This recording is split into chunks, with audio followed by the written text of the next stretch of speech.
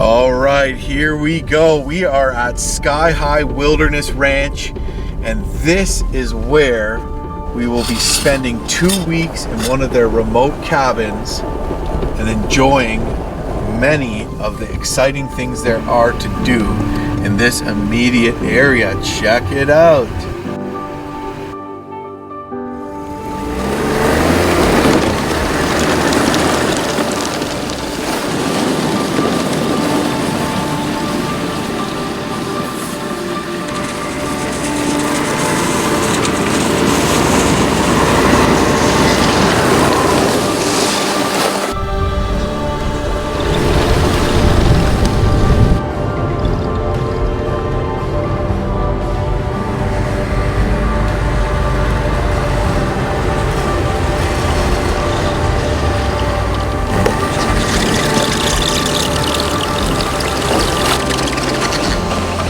We're here!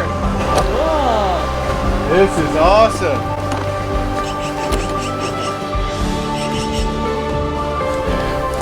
Hi, Wesley! Here we are at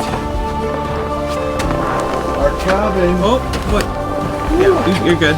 Low bridge. Alright, look at this. Beautiful. What do you think, Wes? You call this home? All right, let's check it out. All right, shall we? Yeah. Welcome. First impressions on cabin. The log cabin tour. Oh, it smells so good.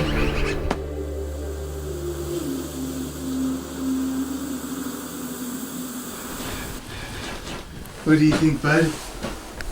Oh, a table. Oh, this is pretty big. Yeah, it's and great. We have a propane cook stove too. 2 beds. And an oven. We got propane lights too. Oh, what a mission. A mission indeed. A mission. A shower. I sure could use like one of those. Being in the trailer in the winter for so long. What do you think, bud? You like the cabin? We're going to move to a cabin in the Whitehorse area permanently, Wesley. How long did we sleep in that trailer? Monday, Tuesday, Wednesday, Thursday, Friday, Saturday. 6 nights. Is this all full of water? Oh, yeah. Look at all the water. Propane. Is this all drinking water? Yeah, all drinking water. Oh, thank God, I'm so thirsty. We got. Oh, it's already full. As I thought.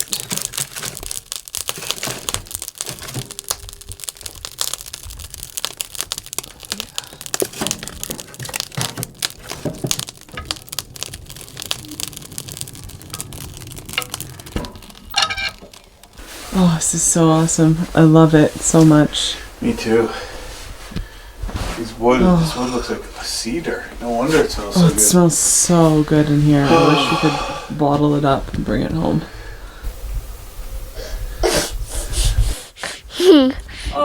Les is pissed. He says, "Where's my bidet?" Elmo, boop.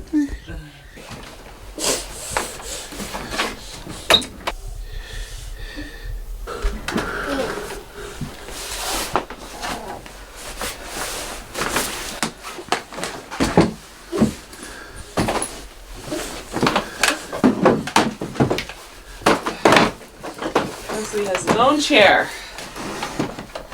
What do you think, Wes? You like this? Yeah!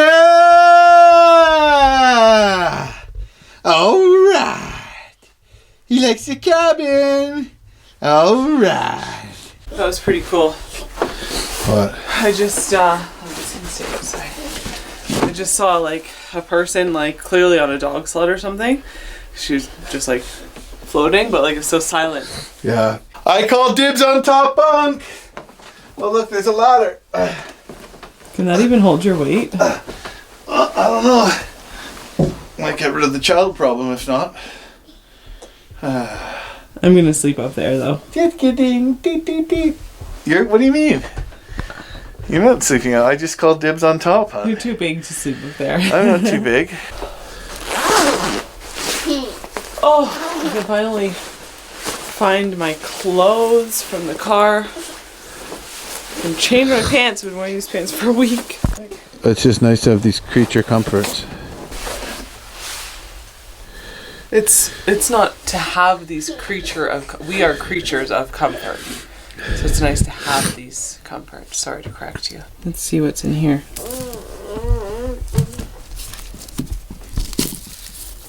Oh, linens. These drawers. Ooh. We gonna play cribbage? Just kidding. You would not want to play cribbage. What? I promise you that. I want to play. It involves math. So?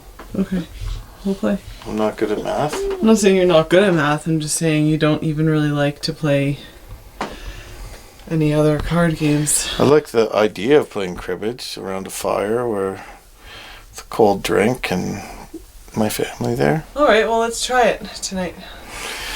Man, I'm exhausted. I don't think we got much sleep on that road trip, eh? No, we didn't. Mm-hmm. Okay.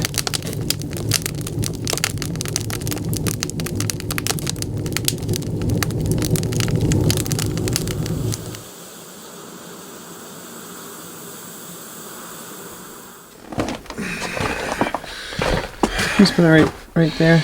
Like this outside? Yeah. Perfect. There we go. Thank you. Welcome. I think that's it. That's it.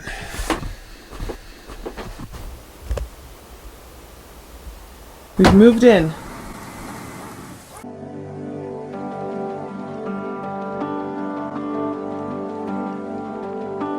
And here is the outhouse.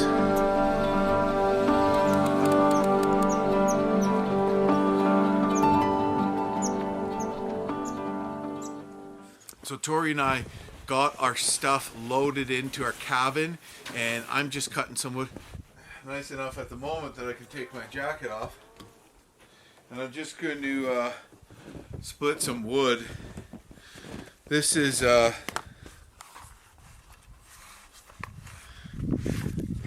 Hudson Bay axe by Cold Steel. A Hudson Bay axe were basically designed for canoe expeditions. It's what the Hudson's Bay Company, the Voyageurs, carried.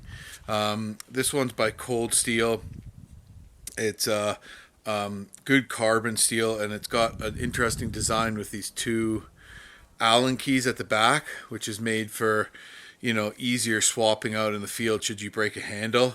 But you know, you don't need an Allen key. You can swap it out just the old-fashioned way too. So it's kind of a little bit different, but neat. But yeah, genuine hickory handle, solid axe.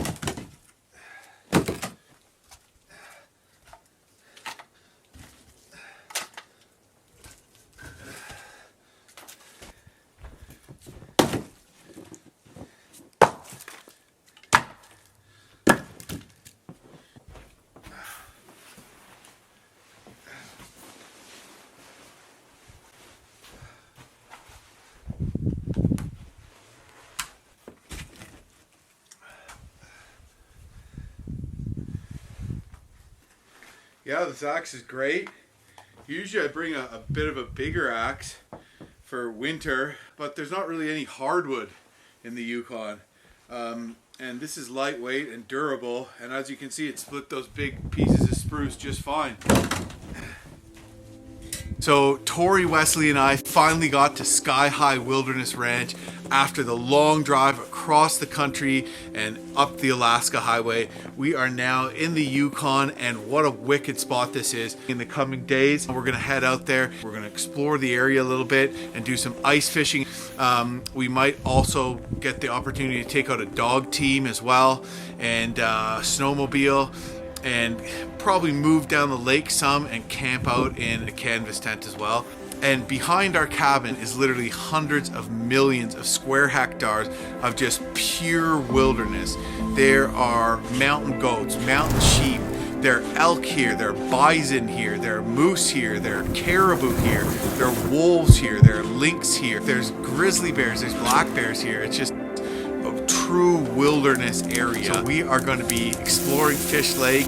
I just had to chop some wood, get the fire going, and get our cabin warmed up, and we're just getting settled in. The cabin is totally off grid, and we're super excited just to experience Yukon cabin life to its fullest. And as awesome as the trailer was and as awesome as the road trip was, it feels really nice to have a little more space, get settled in, not be constantly traveling, and you know, just enjoy the area and get up to some other activities, and also just do the mandatory day-to-day things you need to do when you're living in an off-grid cabin. So next 2 weeks, we are going to be living in this gorgeous log cabin that's nestled in the Yukon backcountry.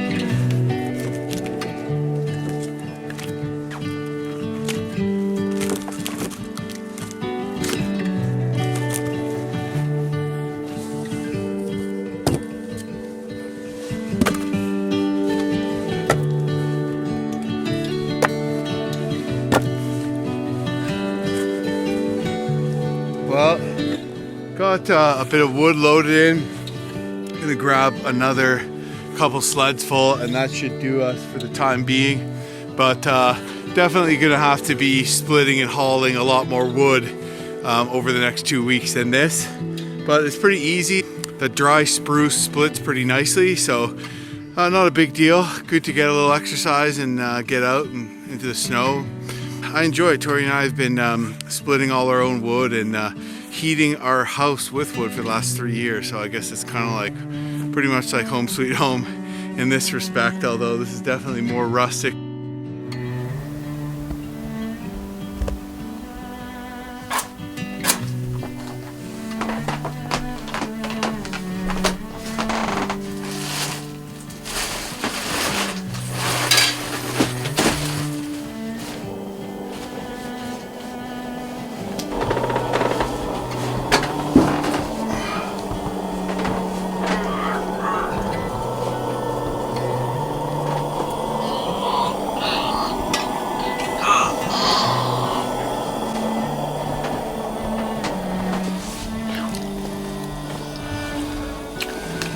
We have brought an extra large, super large bib that's meant for like children finger painting for Wesley, because we don't have a way to like wash his clothes here, and he's a messy eater, so this is going to keep his clothes clean. So it's proving to be an excellent choice already.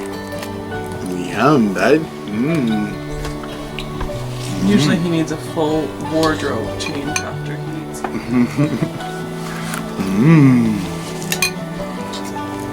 Shirt and pants. Check the jackery.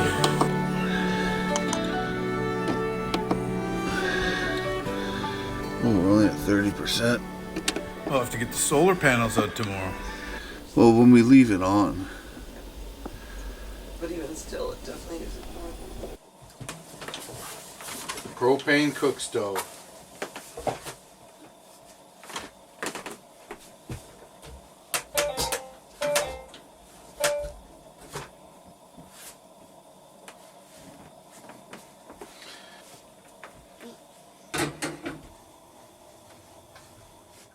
So we put the pan on? Is that asparagus done? Yeah. Steak time.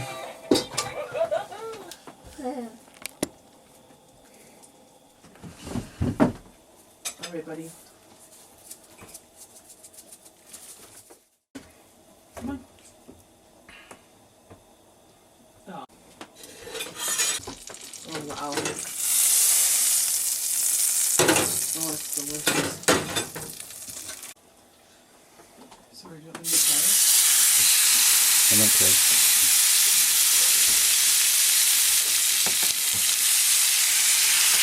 You really fuck around with these steaks, huh? Also.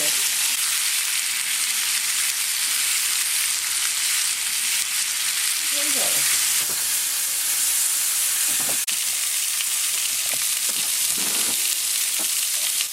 What? Are you something?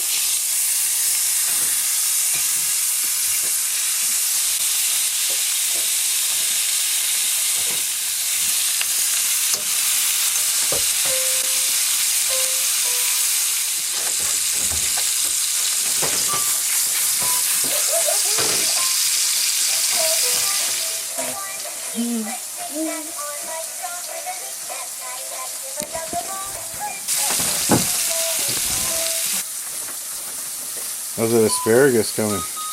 Oh, I don't think I can. Look at this pile of asparagus. I can't eat any more of that. My pee is gonna smell funny. Hey, bud, you having a party? Supposed to be having a lot of fun. Steaks are done. Oh, perfect timing. It would normally be 1 a.m. right now where we live. Right.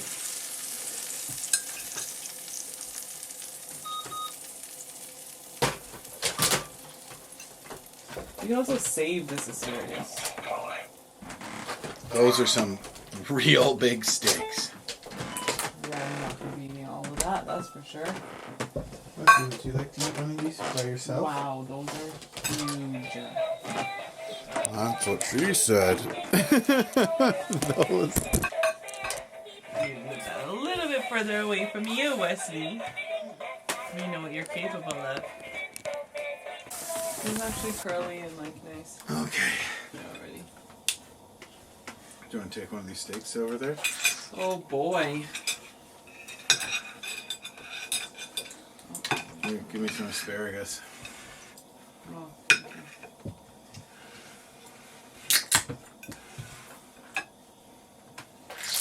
Too many forks. No.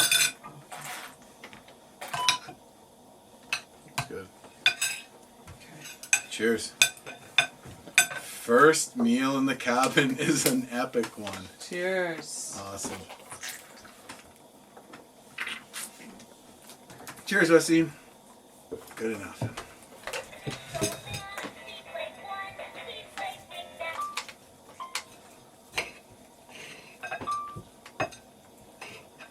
Ooh, that looks really good.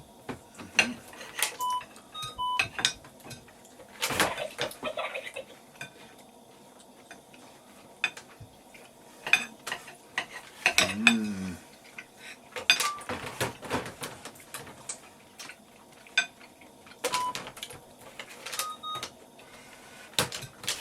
Wow, that's a thick layer of fat on the side, eh? Mm-hmm.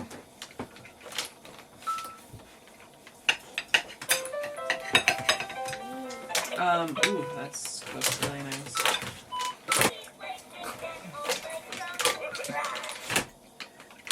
This is good. This is really...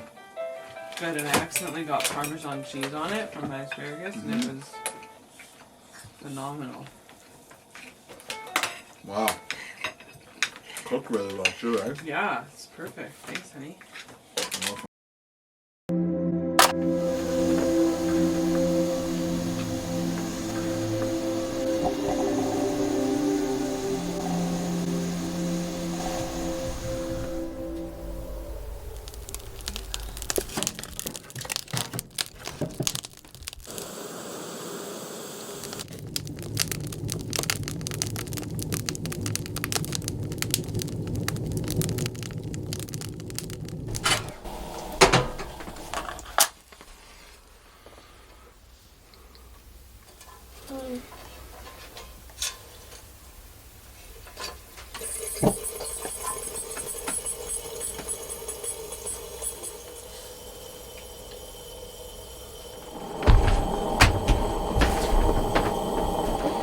Thank you. Yeah, cool.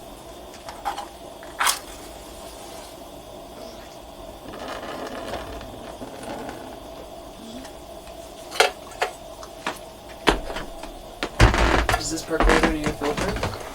Nope. Can you see? What are you working on? A crossword. Is it frustrating you? Yes.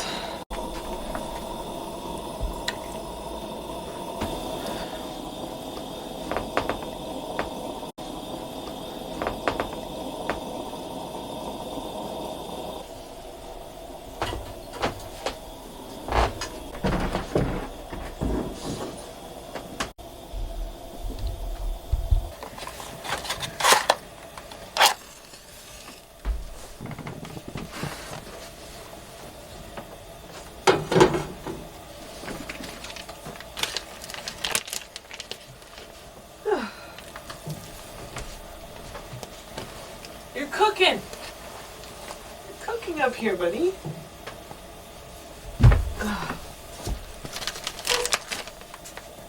Oh my god, he's so hot.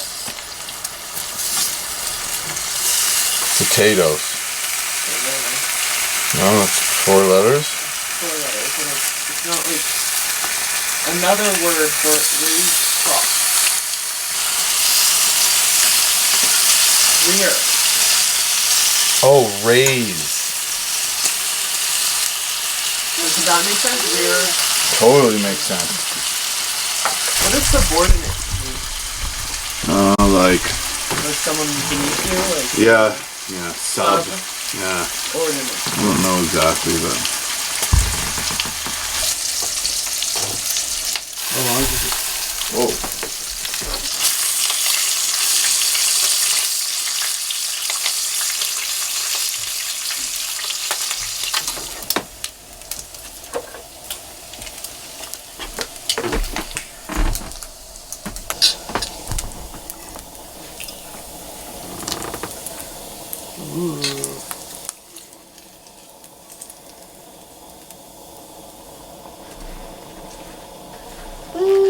Yumbo.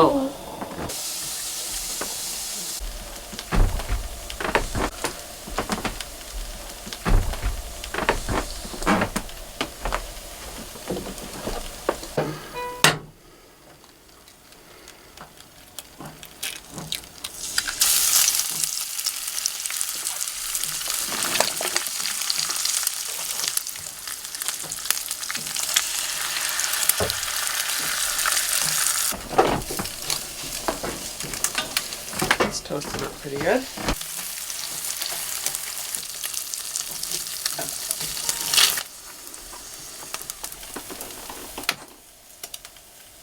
Ooh yeah, that's nice and toasty.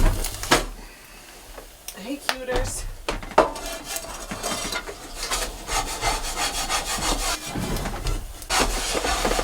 Boop.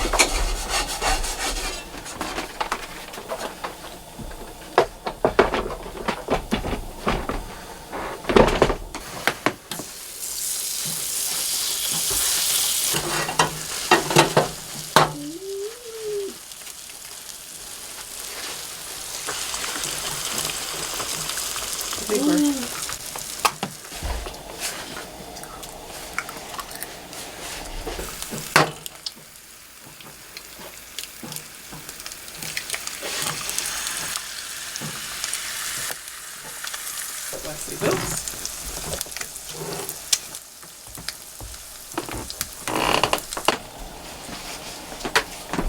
No, you gotta open wide. There you go.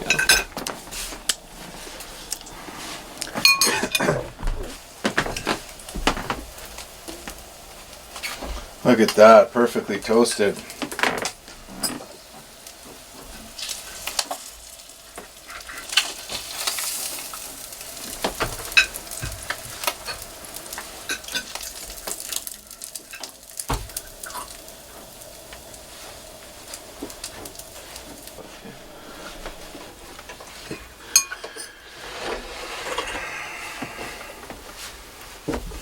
Ready?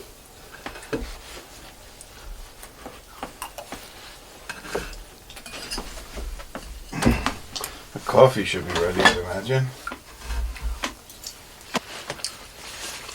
Maybe you could open that door a little bit. I think that's what's happening to me here. Like blocking out. Really hard to maintain a good, steady. Burned 3 pieces of wood. Really? Mm-hmm. Told ya. Whoa. Oh, that's better. I'm waking up again.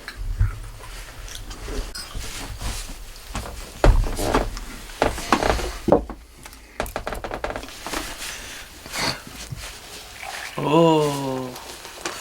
Looks good, right? Looks real good. I don't need a ton, so just... That's good. We woke up on the earlier side. Yeah, I'm already ready for a nap. We woke up because we were, what, cold? We woke up because we were, it was cold. I had to relight the fire. And then Wesley was awake. Mm-hmm. And then we weren't tired. It was 7:30. We're like used to waking up at 6, you know, or earlier. Might as well wake up. Mm-hmm. Make some breakfast. I was also hungry.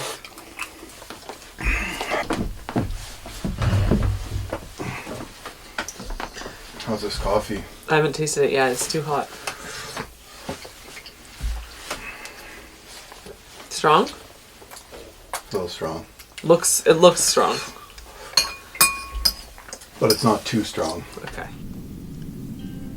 First morning in this awesome off-grid cabin here in the Yukon. And it's just so cozy, rustic, log cabin, beauty all around, and we feel super relaxed here. So we're going to enjoy Yukon cabin life and just kind of get up to stuff around here, explore the area, snowshoe, snowmobile, ice fish, and we also don't have cell service here, obviously. So I'm actually just taking a moment right now after a delicious breakfast to just ping a couple people on my inReach. This is my satellite texting device, but it's also high-end handheld GPS. So I have all the maps of the area downloaded in here.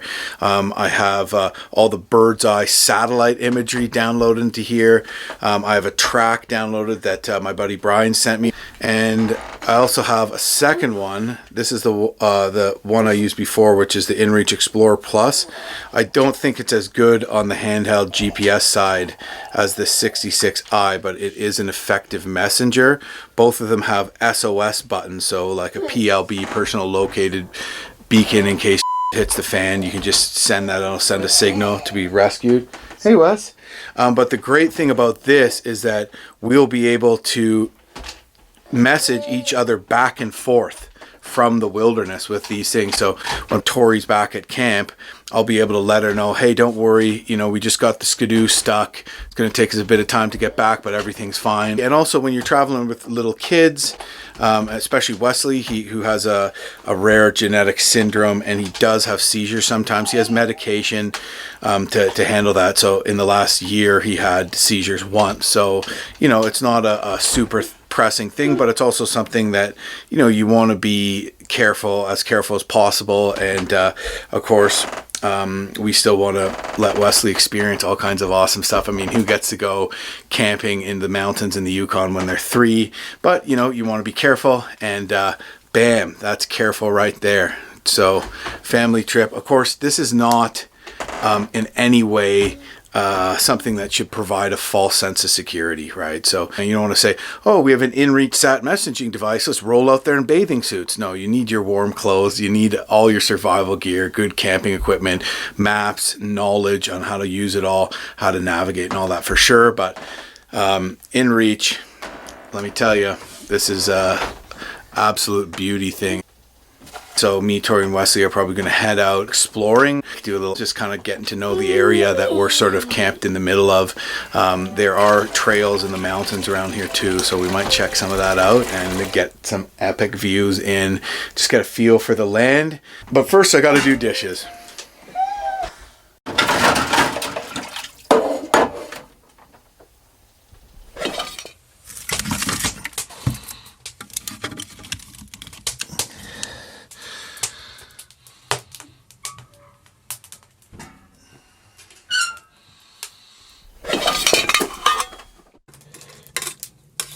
What do we have here, Tori?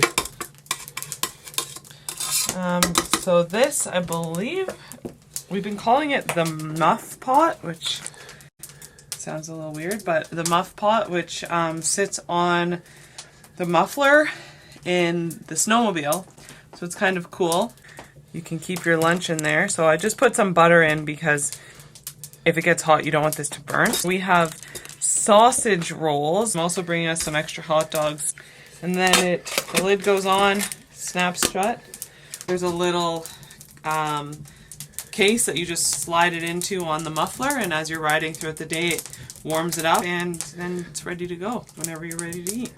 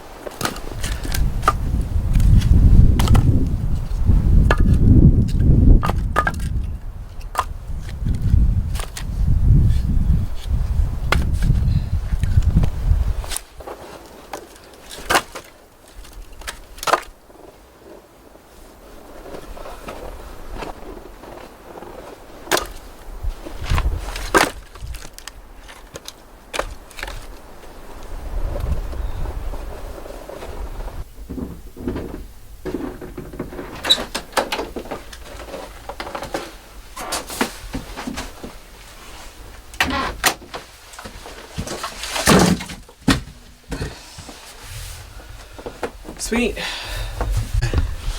It's Wesley. It's Wesley.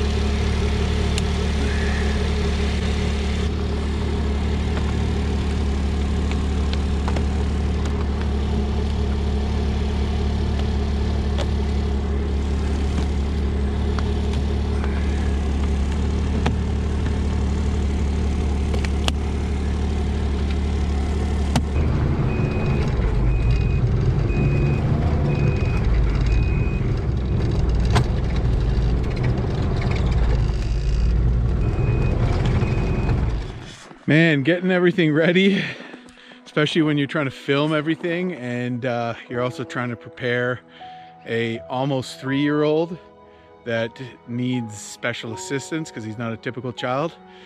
Cuts into the daily schedule a lot, but you got to just stay patient and accept that. I mean, probably a 3-hour departure, you're doing pretty good. If you can do a 3-hour departure in a cabin, 3-hour departure is good.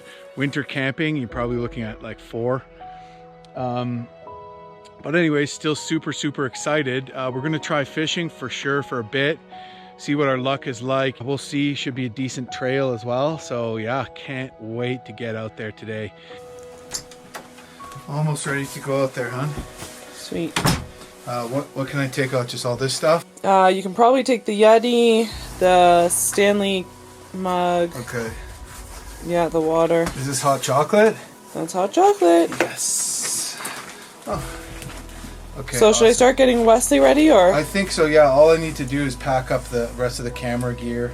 I'm just almost unloading the sled. It's all turned around, so yeah. Cool. All right, cool.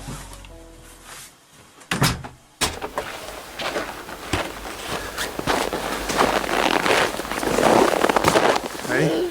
1, 2, 3.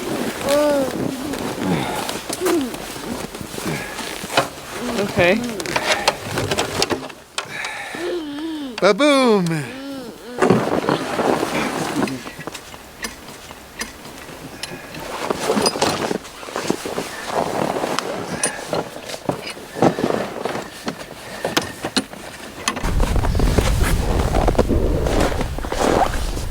All right, Wes.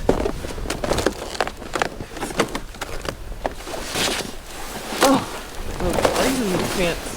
What's that? Can't move my legs in these pants. Oh yeah, maybe they gotta come up higher, right?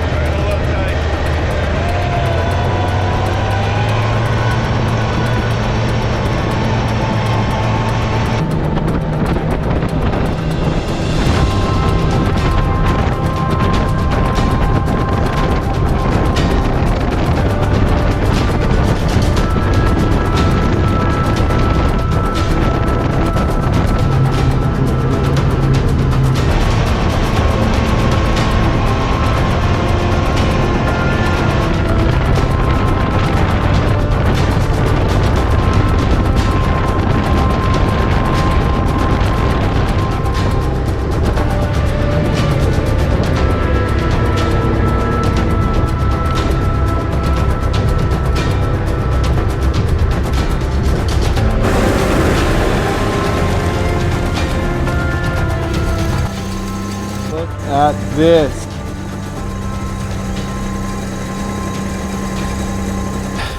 We came up kind of a sketchy hill with some deep snow, and we're like 10 times more paranoid than usual because we have Wesley. But man, we're already in some beautiful country, so we're gonna keep on exploring a bit more, see what we see, and turn around. We are hauling a skimmer, so it's a little harder to turn around, especially with the deep snow on either side of the trail. The snow's like past my waist on either side, so. But yeah, a little elbow grease and we'll get her done, and we're just gonna take her easy. How you feeling, Tor? Pretty good. This is, I've only ever been on a snowmobile. This is the second time on a snowmobile. First time was yesterday, pretty much. So I'm extra nervous because I haven't really done it before, but just having precious cargo. Right, baby? But Wesley seems to be enjoying it. Well, he's wearing that little helmet and he's pretty protected in there. He's more upset when we stop, actually, so. Like, it is looping that way, isn't it? Like, you wanna look? Yeah. So we started here and we're kind of this way, but if it keeps looping, it very well might. Yeah. So if I point it this way, where the trail's going, I mean, we're definitely going in the right direction, but who knows how far that's gonna go. But why don't I hold on to this and I can just like... Okay. All right.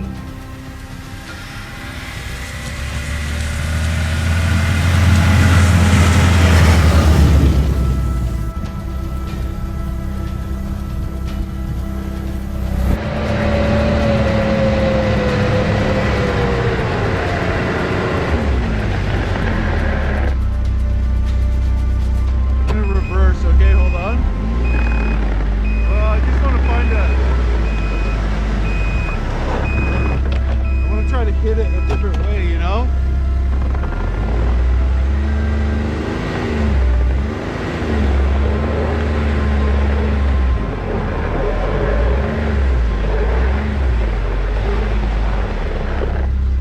Yeah, like, there's no rush for you, right? You just go super slow.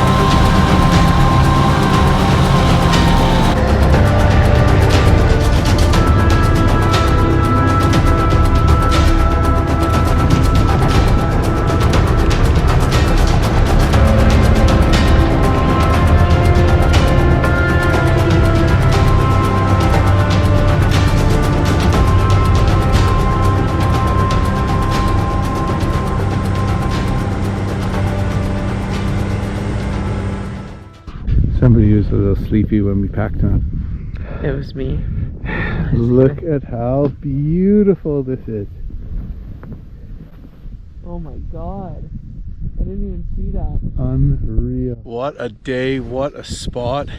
So much snow. More snow they've had in 50 years. It really makes riding off trail challenging. And slush is a concern too when there's this much snow, because the snow puts pressure on the ice, and any cracks, the water leaks up. And we actually hit some slush and I just powered out of there, but you can get stuck in slush and it ain't pretty with only one snowmobile and a toddler along. Not something I want to do. But yeah, I got to ride in some powder. You don't steer with the handlebars, you just like transfer your body weight side to side. I'm no expert snowmobiler, but it was fun to do. And now we just start digging some snow away, auger some holes, try to catch a trout. Thoughts?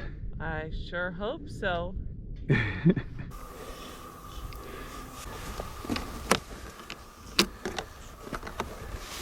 Pull it back. Yeah, you see. Right. All right, let's check this out. Is it warm? Feels very warm.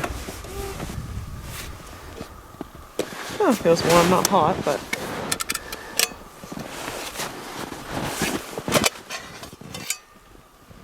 The hot dogs are a little melty. Very buttery. Still needs to cook longer, but that's okay. Really? Oh So yeah. these things aren't pre-cooked? No. No. So we can't eat these? No, stop poking your fingers in them. Sorry. Jesus. Should we drain some of the butter? Yeah.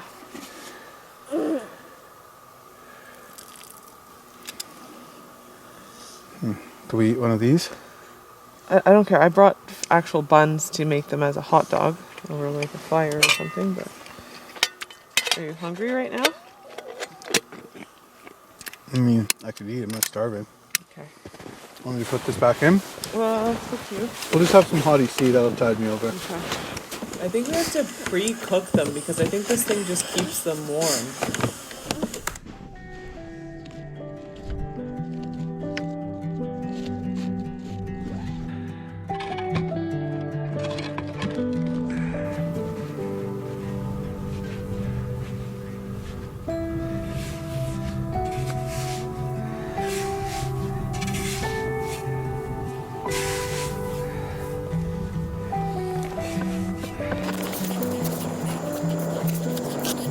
Wedding.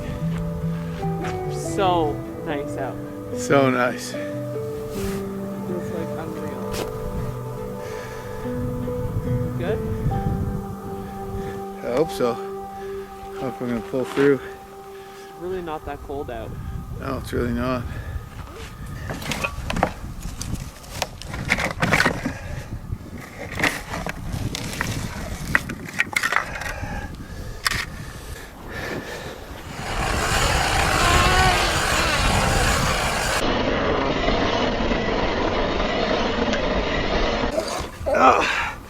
All right. Here, baby. Here, baby, look. Very slushy.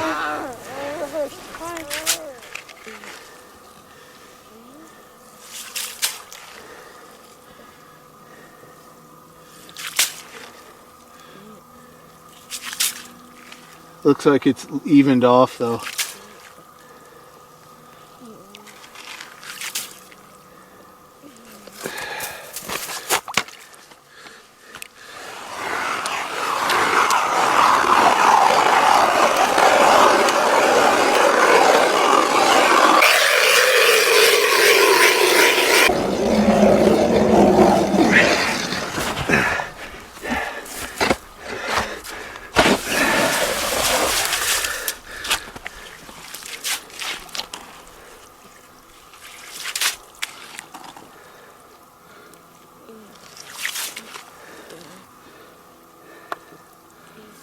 Leaking up.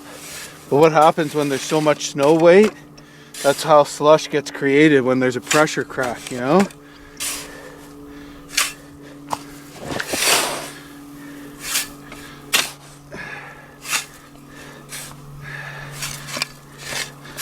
Let's throw some more snow around here. Soak that up.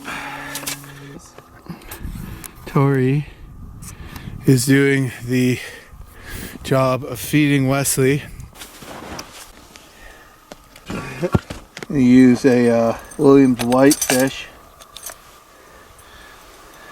And I'm going to toss a couple little goodies on the end there. Huh? Good lake trout lure. Ready? Yeah. 1, 2. Whee! Whee!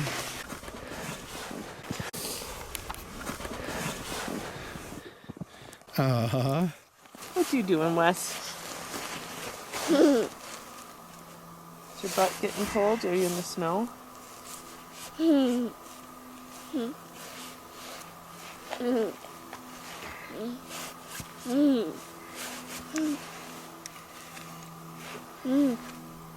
Are we ice fishing? Hopefully I put enough C in that hottie. I think whatever you did, it's gonna be good. I did a taste test back at the cabin, so... How's that? Great, thank you.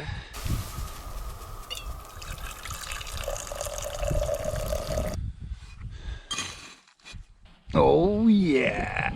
Thank you.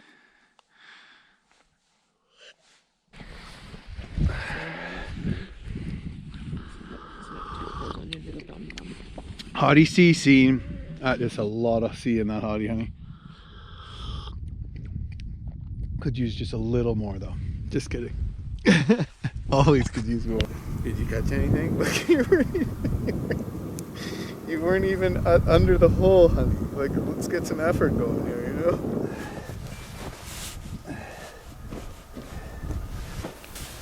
No, gully side. Oh no, there's a little bear on it. Oh, that's pretty snug.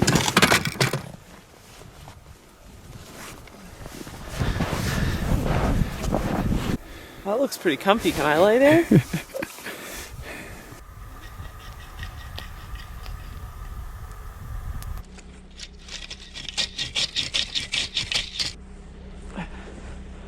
Is this good enough?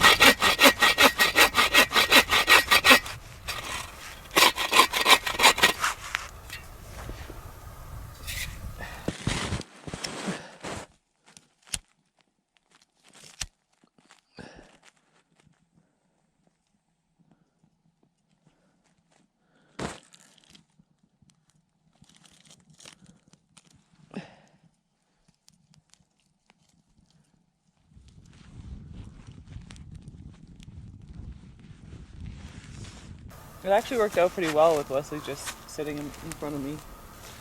Yeah, it looked kind of cute, you guys hanging out.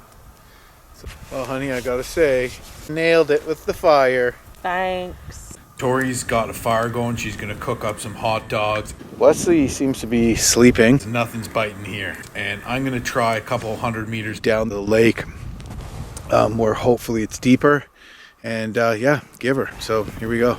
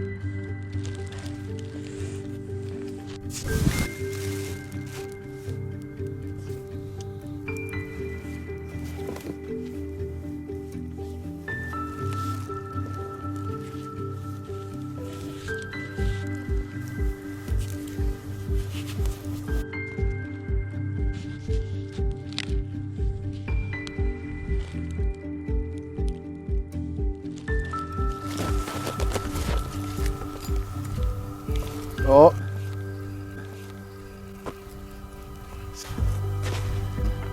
Oh, got off. Damn it. All right, time for a hot dog.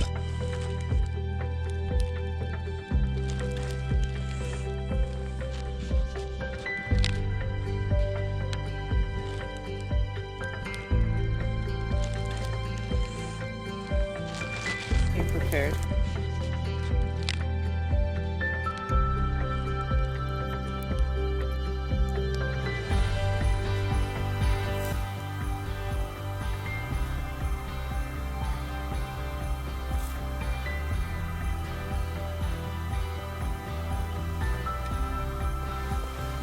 There it is.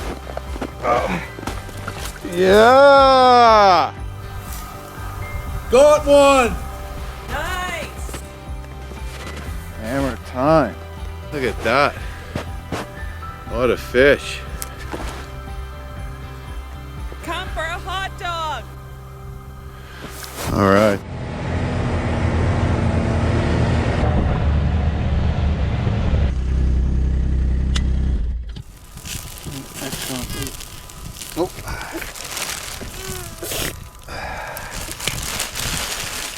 Passing some cuts up.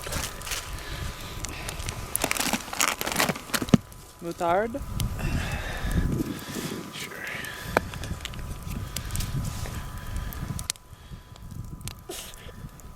Oh, sorry. What? You want more children? No. Sorry, that was aimed at my penis. Oh, sorry. Can you just put it down somewhere else right now? Thank you.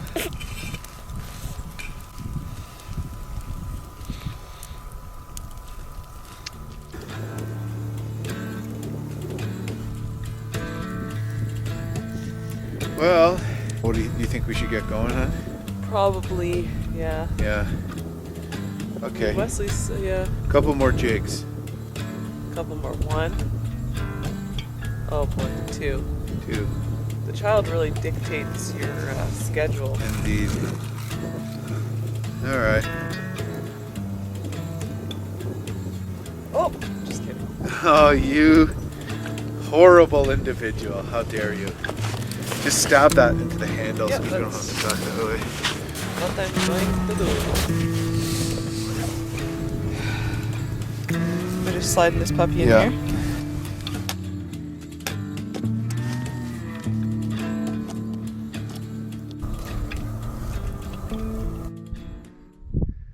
My bum is cold.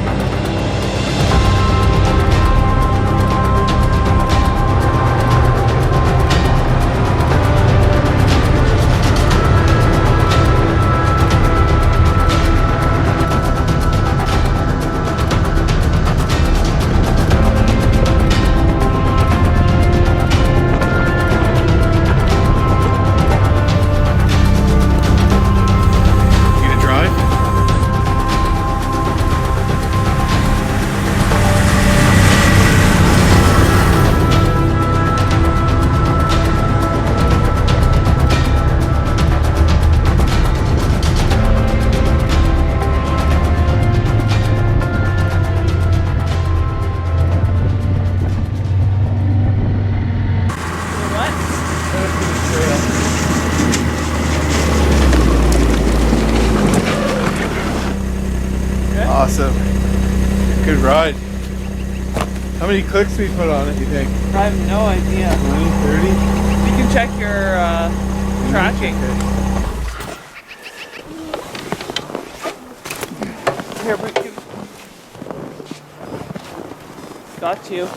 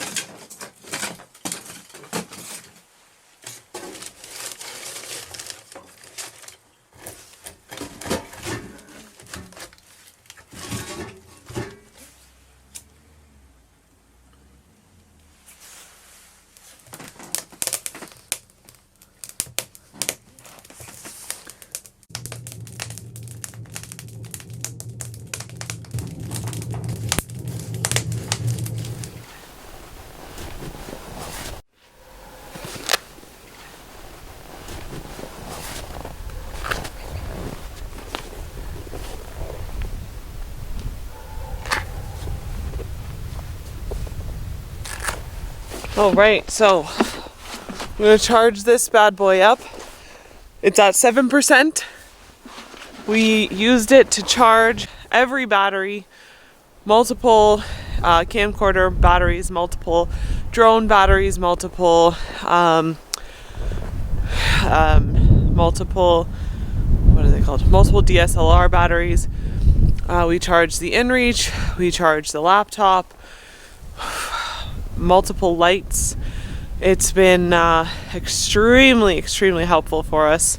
So, but now, over the last 2 days of using this, 7% battery left. So we're gonna charge it up. We have a bit of sun left for the day, so we'll see how much we can get it charged.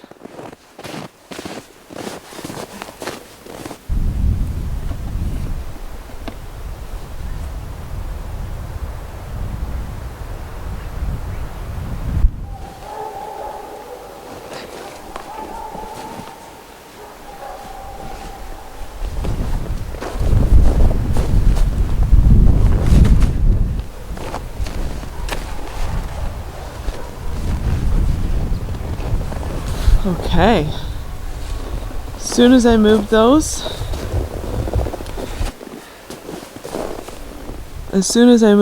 solar panels, you can see the input jumped from 30 watts to about 80, so that's going to make a huge difference. May have to chase the sun a little bit as the sun goes down.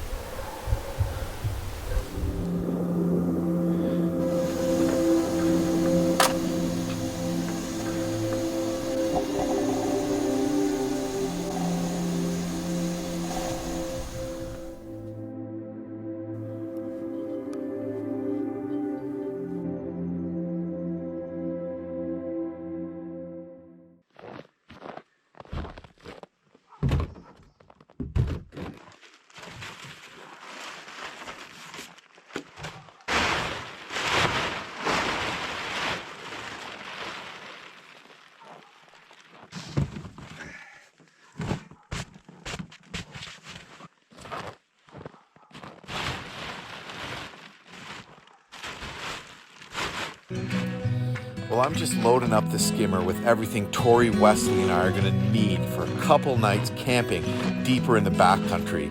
We're going to head across a large lake and into a narrow valley to a beautiful little spot, and we're going to follow a trapper for part of the way who's going to point us in the right direction because it's pretty tricky to find. And what we're looking for is a tent frame. So there's a remote dog mushers camp that's owned by Sky High Wilderness Ranch, and there's a tent frame there. So we're basically going to cover that tent frame in canvas, and it's going to make a cozy little home for us for the next couple of nights. We're going to explore a little bit more around the area there as well, and it should be really fun. It's supposed to be really beautiful in there. I'm looking really forward to a bit of a change of pace here, and we'll be back at the cabin before too long.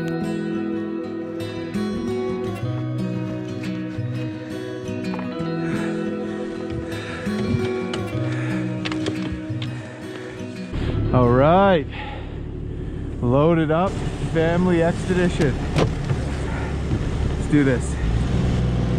No food in the muff pot today, but whatever.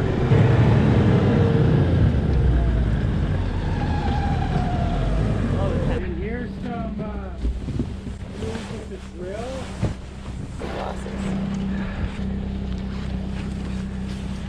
Just right under? Yeah. Is it hard being right all the time?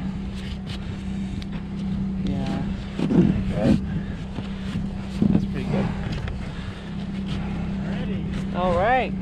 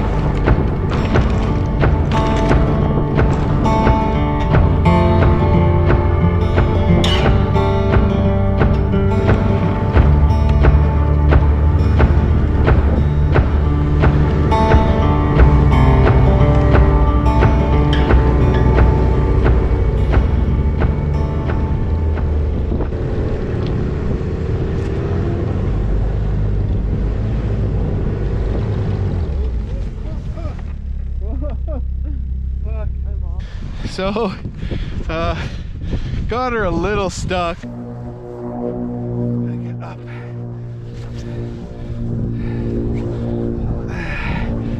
Detached the sled. Is it running? Rode out. Now I am retouching the sled.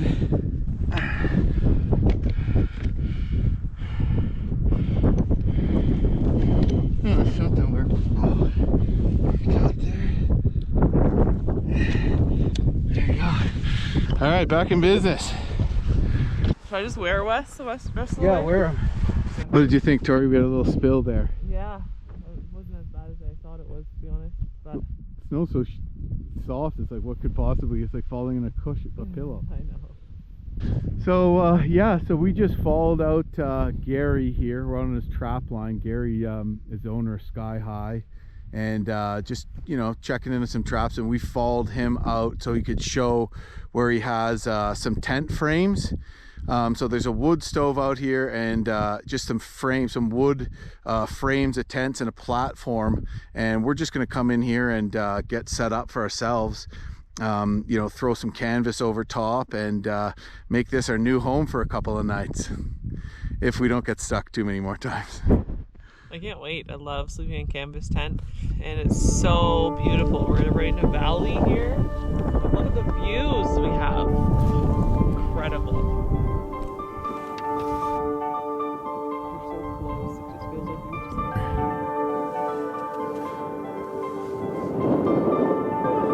Beaver Dam.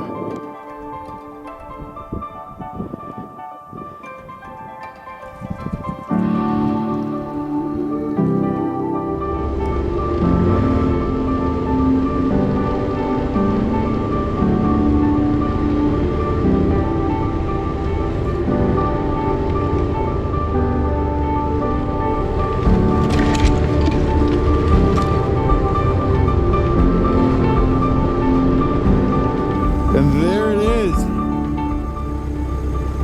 I see it. That is just basically a 2x2 frame covered with some tarps, and our tent is gonna go over that.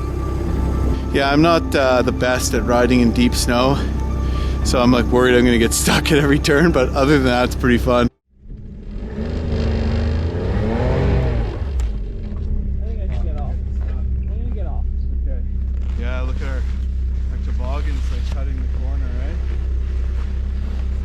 Tori's opted to jump off.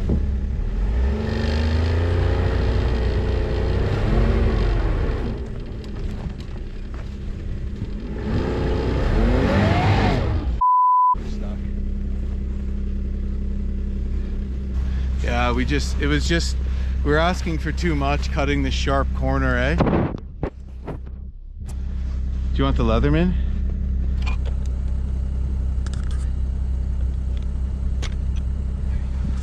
Thanks, honey. Now I'll just watch, I'll just rip out of here so easily, you know? Hopefully. Yeah, I will. It's just getting this SOB back.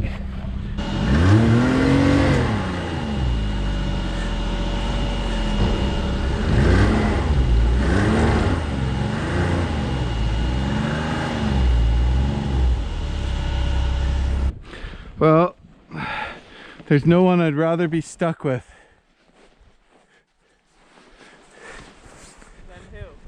Than you and Wesley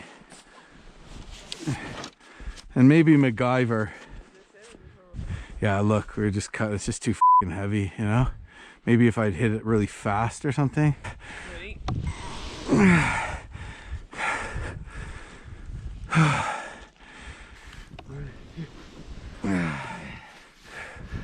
Not much further.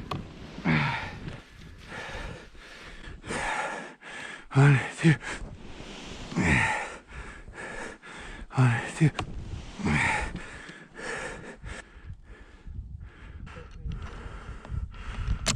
You said a frame, I was thinking like a metal frame or something. Yeah, like this is what you'll see. It's almost like they're cabins almost already, you know? Need. Walk the rest of the way. Okay. It's really not that far. Okay.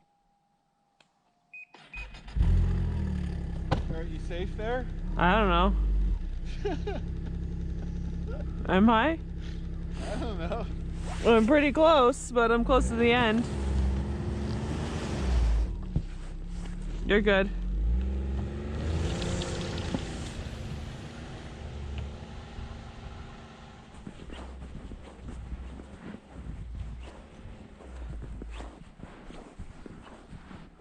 This is sick. Wow. I was walking in that deep snow with Exhausting. the backpack. Wow. Whoa. This thing's gonna keep us warm. Look, and there's a bunch of wood in here already. Sweet. Well, I'm gonna go in. Give her. I'll put Wesley down in here.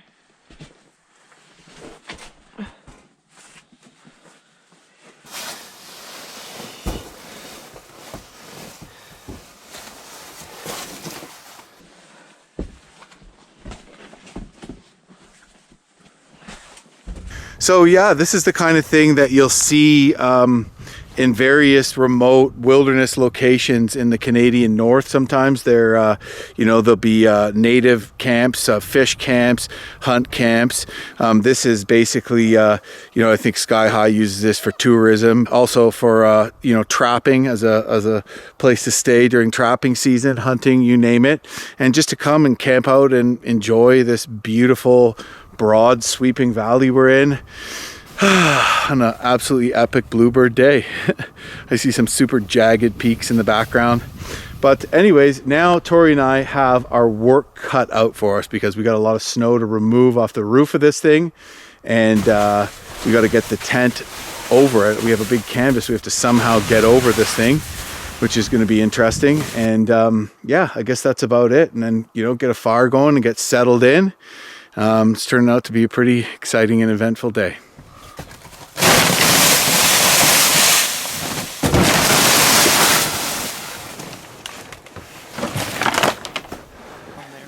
Sometimes in the Yukon, at this time of year, it can easily be minus 30. In fact, a few days before we got here, it was minus 40. But right now, it's minus 2 Celsius. Amazing.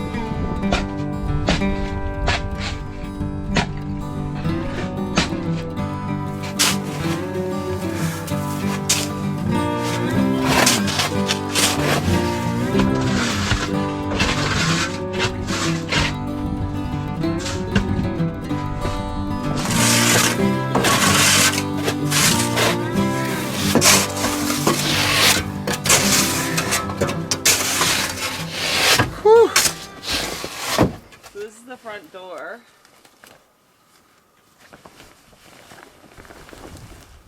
Okay, well that's pretty simple. This is the bath. So do you want to start on this side and pull it over? Sure.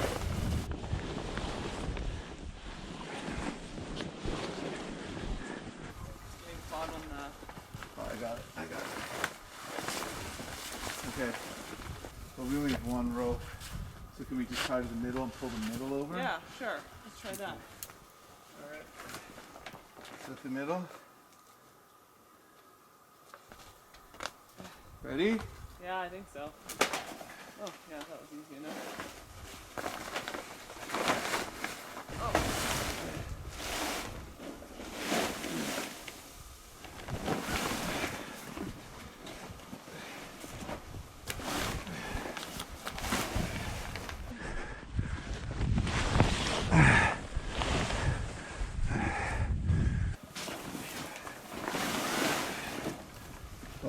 clipping at the back.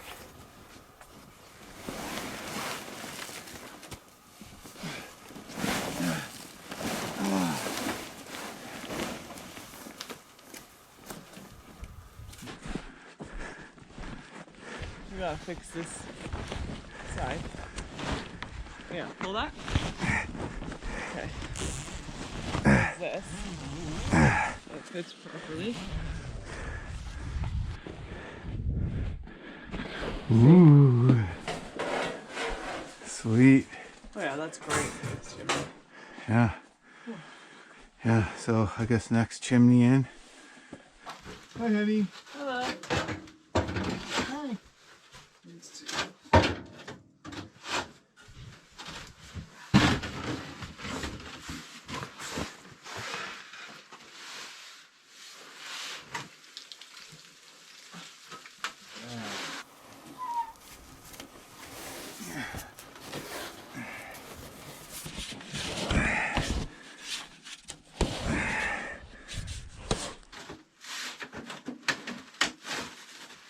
There we go. Bam! Son.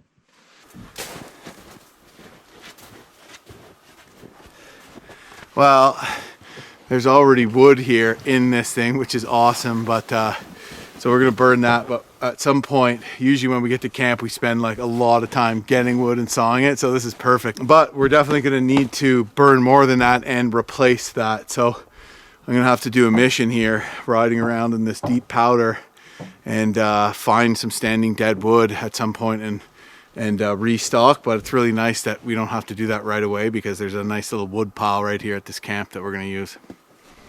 Well, Tori's going to get the fire going. That worked out pretty good, just using a rope on one side, pulling it over to the other, and then just evening it out, and then just pulling it tight on the frame and screwing it in at the bottom.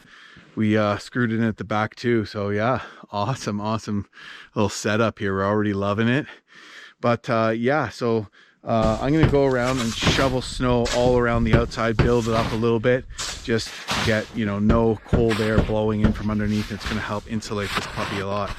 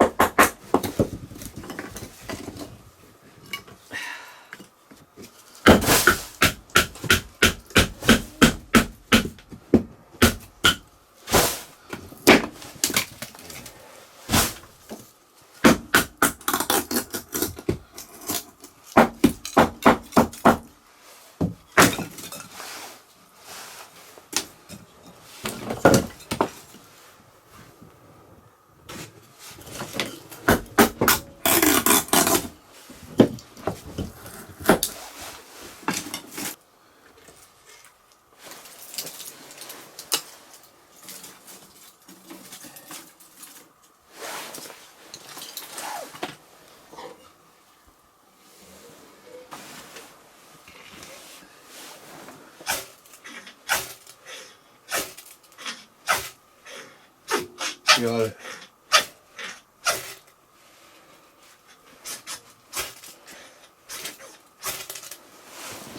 There we go.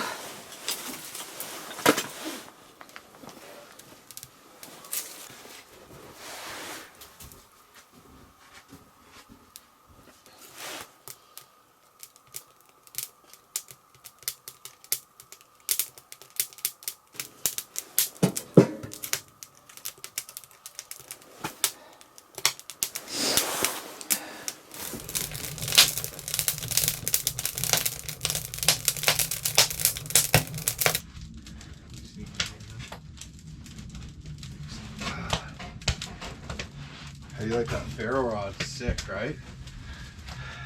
Yeah, it's wicked. The striker is what it's all about.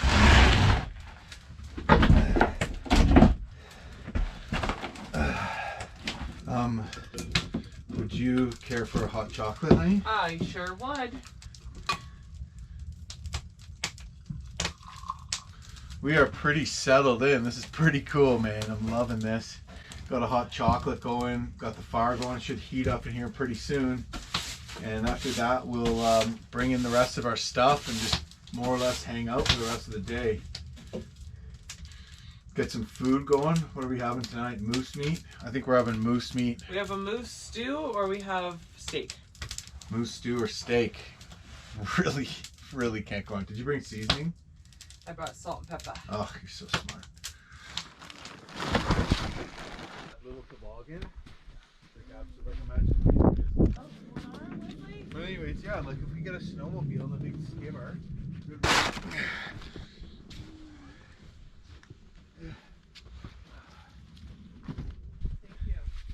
Maybe times are tough for them with the entire COVID thing ruining their business, though, you know? Ow! Oh, your head. I was worried about that. Are you okay? So mad, yeah, I'm okay. I was worried about that because the door kind of hides it. Got it on camera.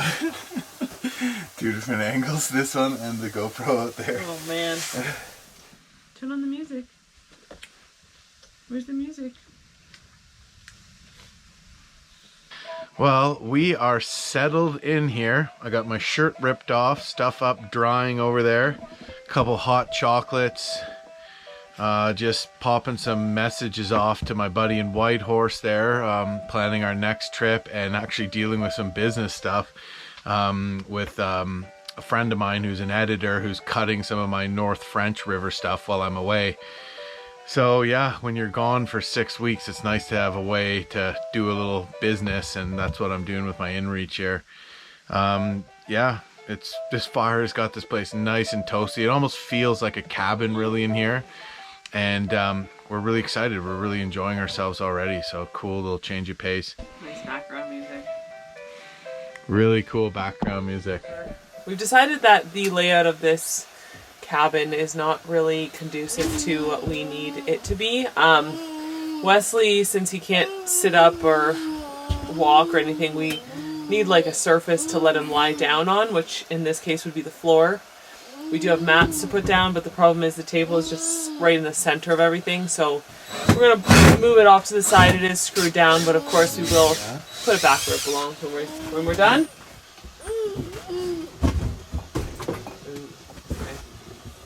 But I'm holding this. I'll hold this. You just need to move that. Hey, Beth. Hey, babe.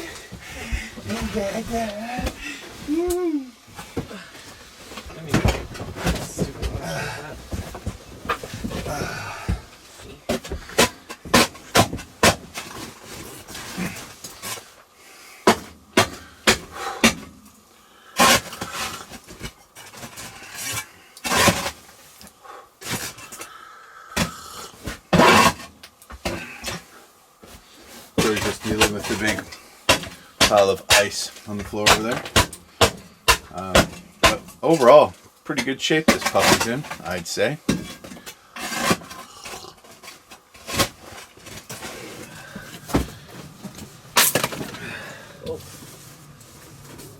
What a great little axe this is, eh? It's cold. Yeah. That's getting the fire going.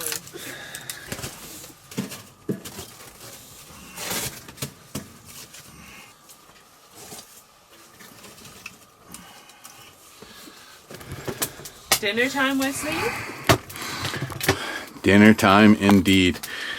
Whoa. That's got to go. All right. A little remodeling. We got a place for Wesley to just like mess around on the floor here.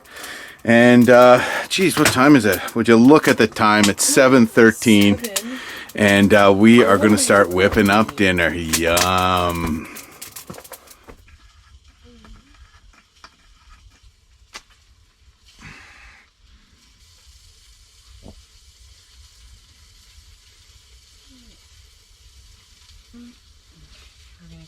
changed after this. Some dry clothes. They're wet, but you probably need your bum changed. So we have a nice little living space here where Wesley's hanging out, playing with his toys. And down there is where we need to wear our boots because it's pretty much like the outdoors. There's Jim. Hi. Also, it's pretty hot in here. It's real hot in here. And I'm literally slaving over a hot stove. Dinner tonight is this frozen broccoli and steak.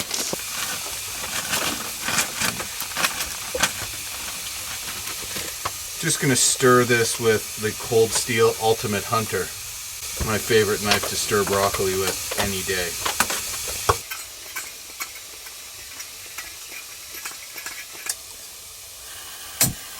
Ah! It worked.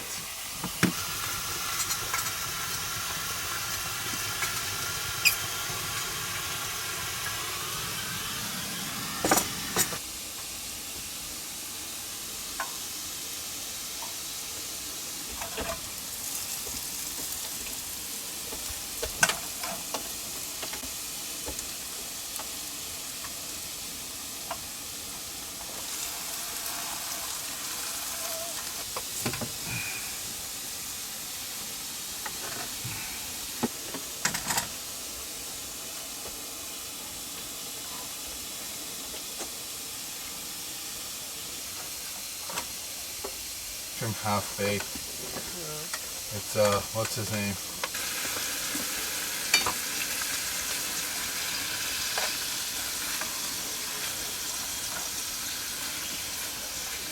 These things alone.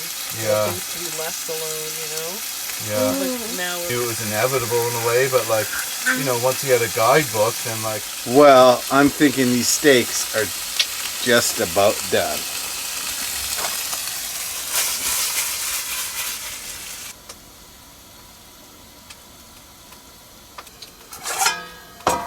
I'll leave that on because I'm gonna give the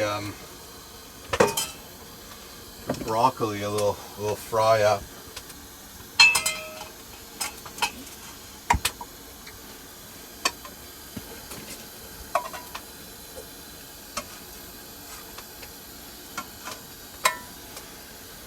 oh, that's precarious.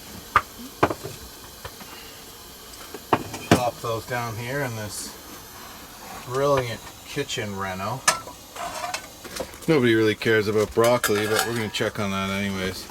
Oh yeah.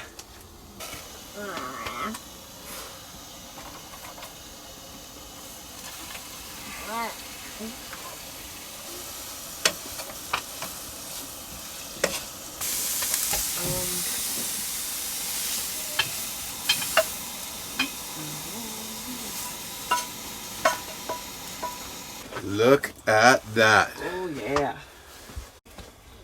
Here Wow, you go, honey. Thank you so much. You too. Whew. I just overheated. All the heat's under the middle, right? Could use a little more butter, a little more salt and pepper, but pretty good. That's good. Oh my god, the steak! I'm just flying through this.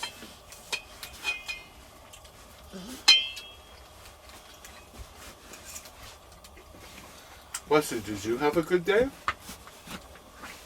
Did Wesley have a good day? Maybe you can go.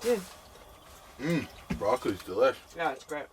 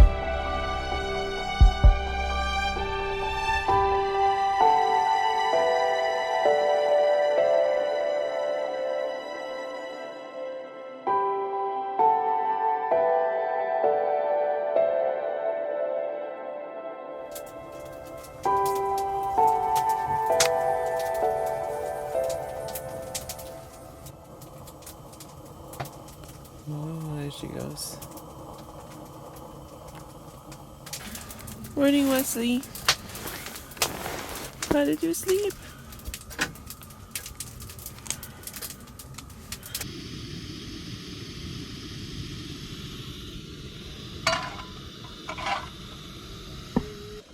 What are you up to?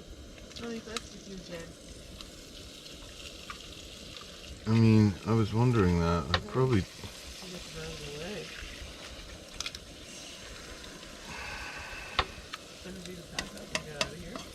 Yeah, I'm looking forward to it.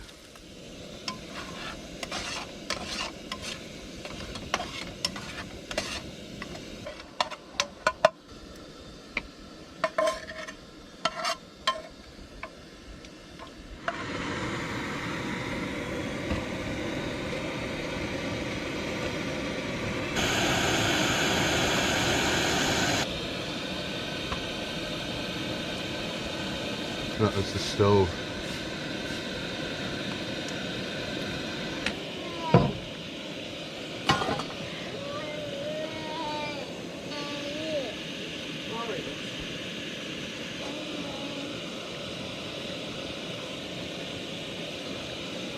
Alright, well, coffee's brewing.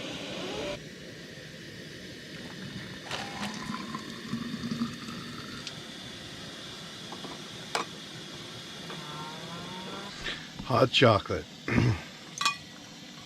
Always good to prepare a thermos of something warm to drink for the day. Just a nice little break, but also a really nice, an important thing to do to fend off the hypothermia if you get too cold. Wesley's having his morning eggs. Tori's got her coffee going. He's not really eating. You don't want eggs anymore, huh? Okay, Wes, here, have some oatmeal. Here, try this.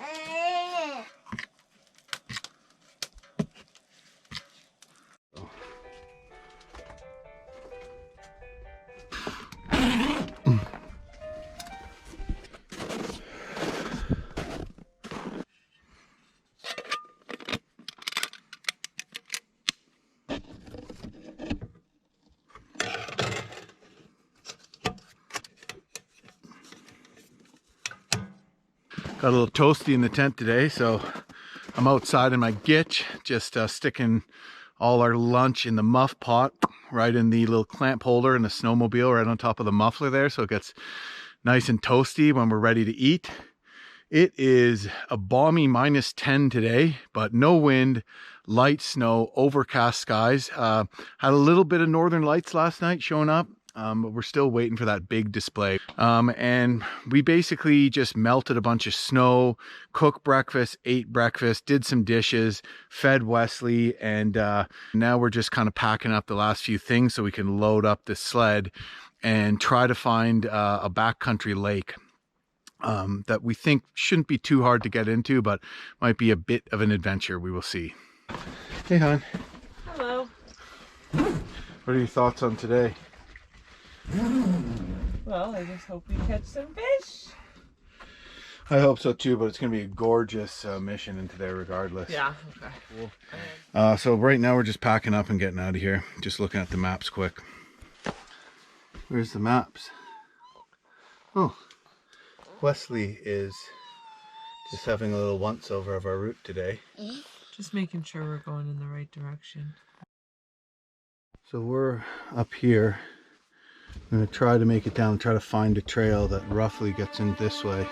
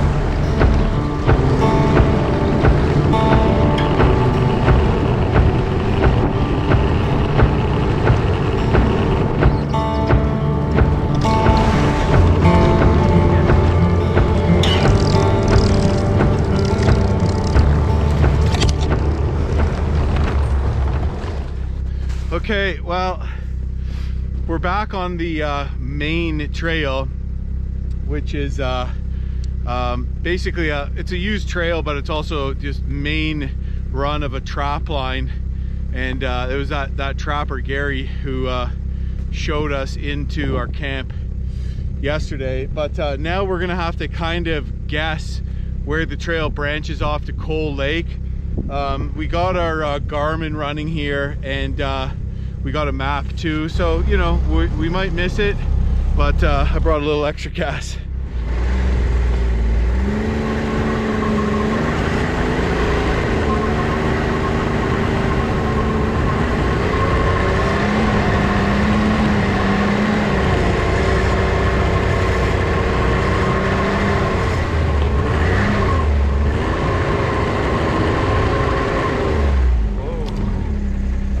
This trail's even a little snow drifted in, eh?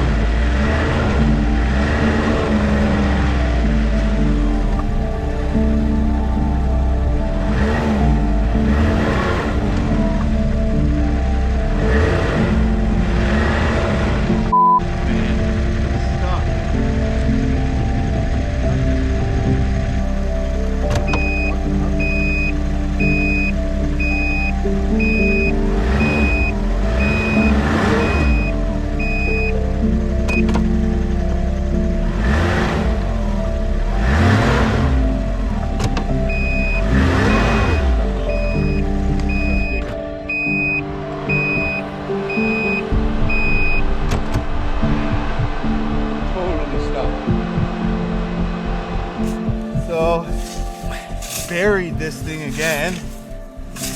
Tori kind of half jumped, half fell off the machine, which is pretty sketchy. But of course, it's all just like soft snow everywhere. But yeah, this is concerning. Like, I obviously suck at riding. What happened? We're on a side hill here, and the trail was drifted over. So part of it's hard packed, but right off the trail isn't. And as soon as you get into that soft snow on the side, your machine just wants to roll because the soft snow isn't packed off trail. And where you can't see where the trail is, it's very challenging. Anyways, beautiful view of Fish Lake.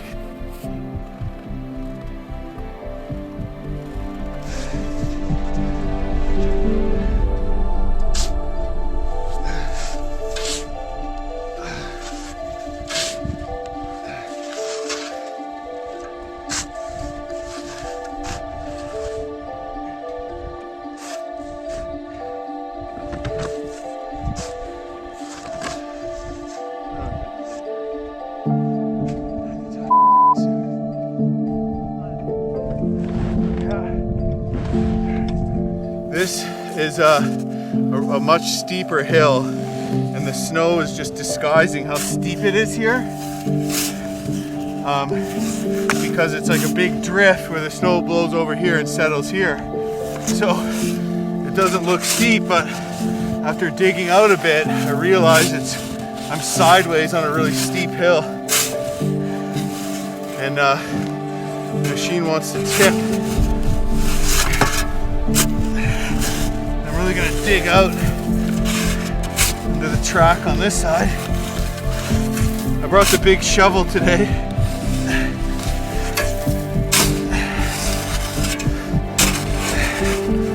Speeds things up. Of course, I'm also on top of bushes.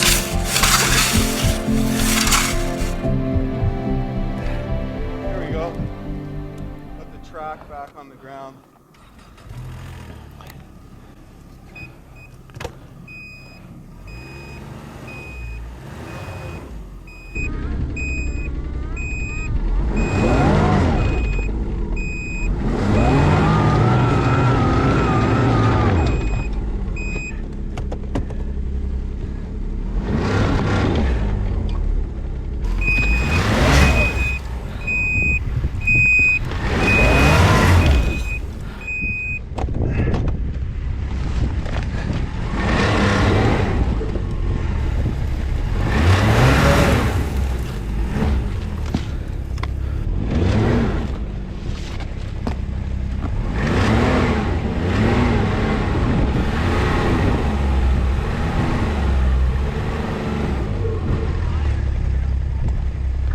Well, that was, didn't look that tricky, but it was a pretty tricky spot.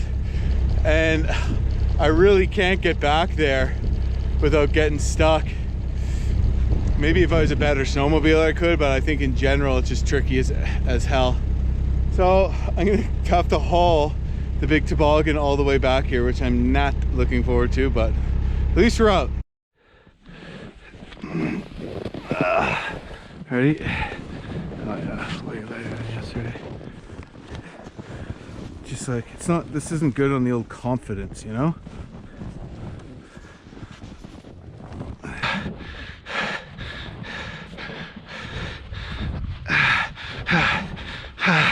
Oh, this is exhausting, eh? Ready? 1, 2.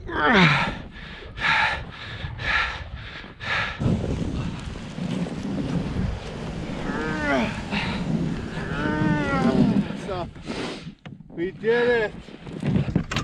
We did it! Lightheaded. Alright. Alrighty. Hop on if you're still trusting, honey. What other choice do I have?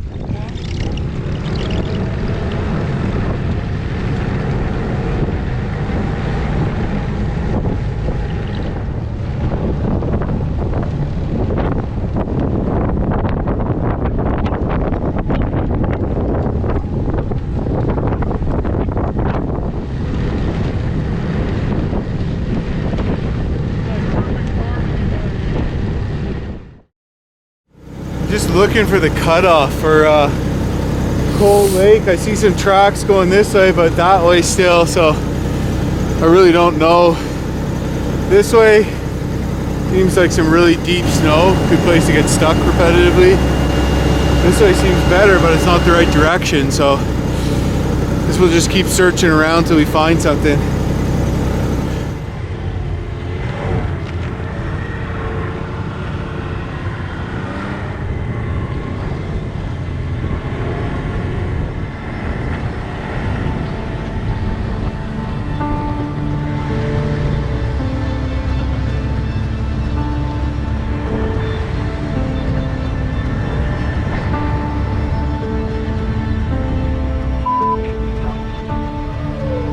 Going the wrong way. That doesn't make any sense though.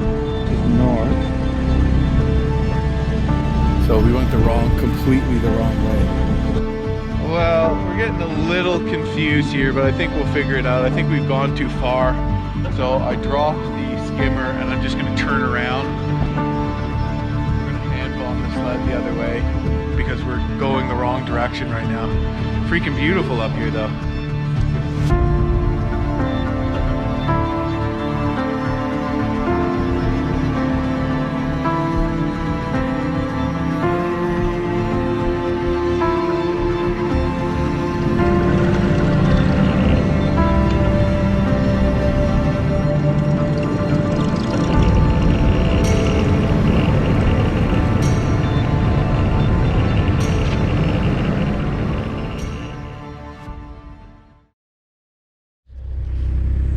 Well, it looks like we have found the trail We bumped into a couple other snowmobilers and we got some intel. Anyways, we think we found our way in, and so here we go. This trail looks great. Yes, Tori.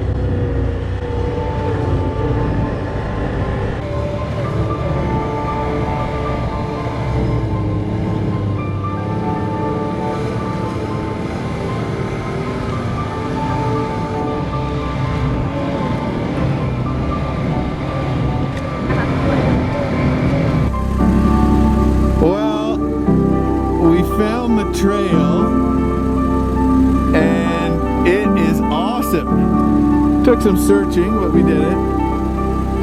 Look at that, eh?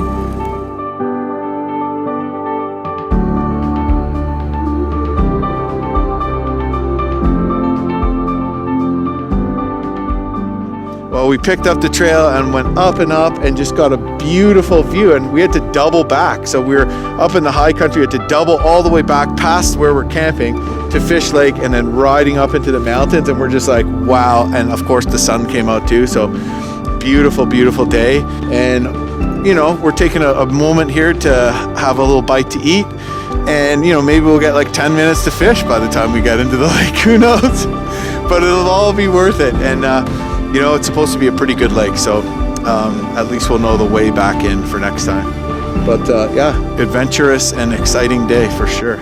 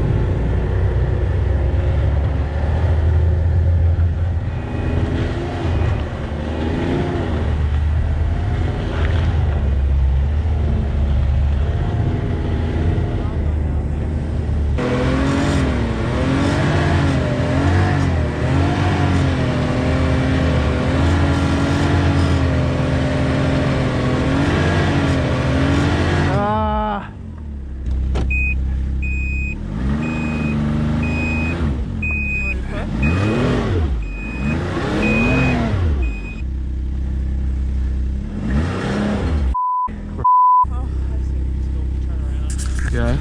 Well, we decided after getting stuck again. Oh, Tori, what happened? We didn't capture it on camera, Tori. Why don't you give us a little, little run through.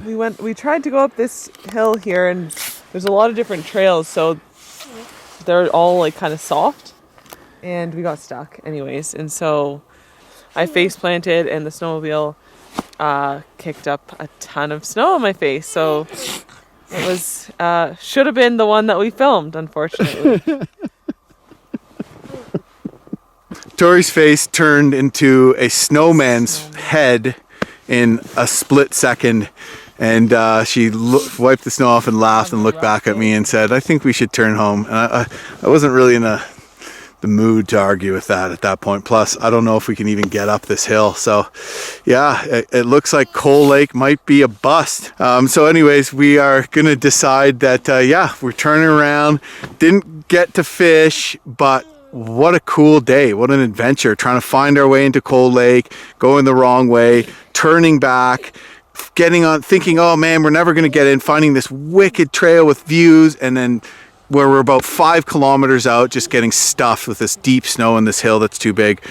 If I can, we'll see how Tori's feeling tomorrow, but I might try to talk her back into giving her another shot. We will see. But now we ride home back to our camp. And what are we having for dinner tonight, hon? No clue. We're having no clue for dinner tonight.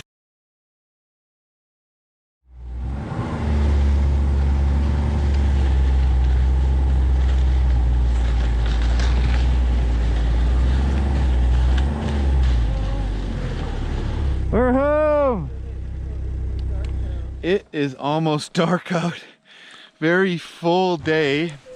It was fun to just explore some new territory and poke around, see where we could get into. Yeah, time to go in and have a bite to eat and get warm.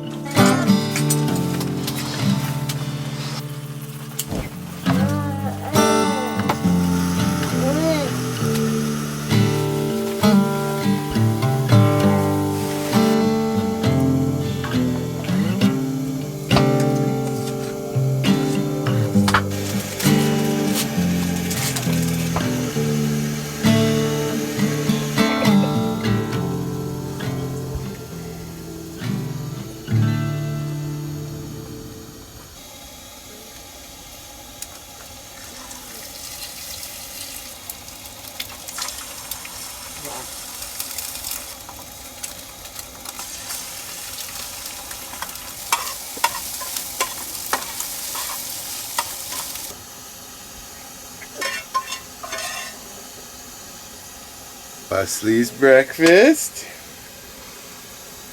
Say thank you, Dada.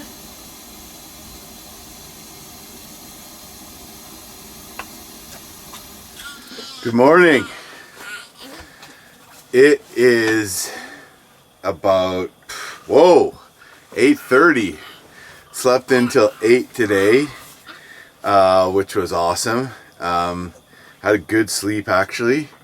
Kept the fire going, not all night, so we let it burn down for a bit and we were snuggled in our sleeping bags, and then Tori got it going probably around 5 a.m. and it's been nice and toasty in here. Today we are packing up and we are heading back to our log cabin. So we have a fair amount of work to do to pack up, including taking the tent down, and but we're not in a big rush today. So we're gonna make pancakes for breakfast. Pancake mix. Wesley loves the idea.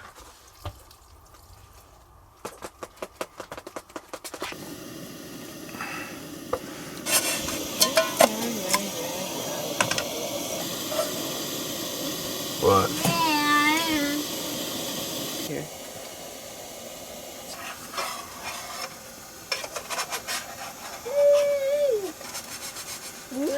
Big flip coming up. Oh, fail first try. All out. Bam. Not perfect, but I'll take it.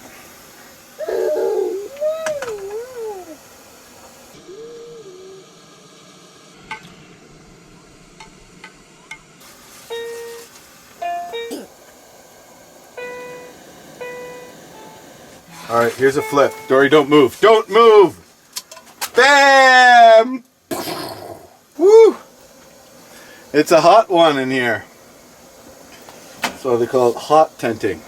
Hot tenting. Wesley, your food. It's your turn. Your turn.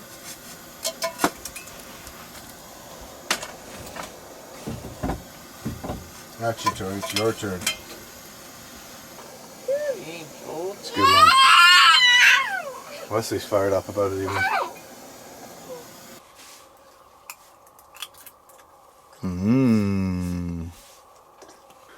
Whew. Well, I know what they mean by slaving over a hot stove. I'm not cooking on the wood stove, I'm cooking behind it. But I'm close enough to it that I'm like dumping sweat. And it's very uncomfortable. So I'm going to jump over to the back of the tent there and finish my coffee, finish my pancakes. And then it's just going to be about packing up, taking down the tent, and heading out of here. So our time here at this camp and this wall tent is slowly coming to an end. But a good way to celebrate the fun of it all with an epic pancake breakfast.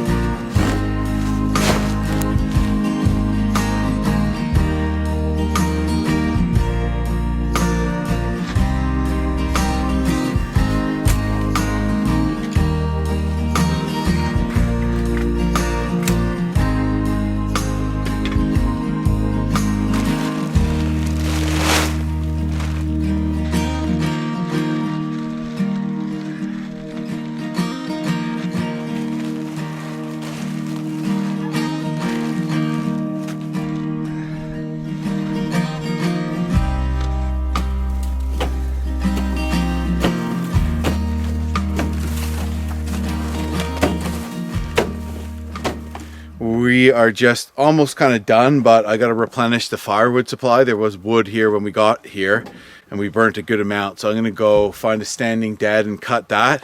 Always a smart thing to do if you come up to a remote cabin and you burn all the wood, replace it, because that could be like a life and death thing. If someone's hypothermic and they come up and there's no wood and no wood around, it's just sort of a code of the bush to always replace the firewood.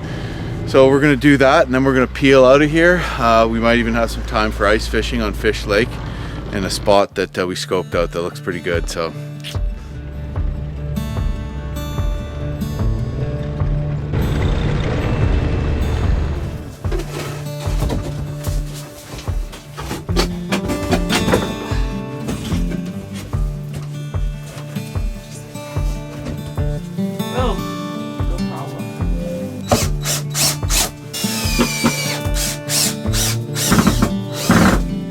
popping together my 24-inch folding saw. Great thing to bring out here, super packable.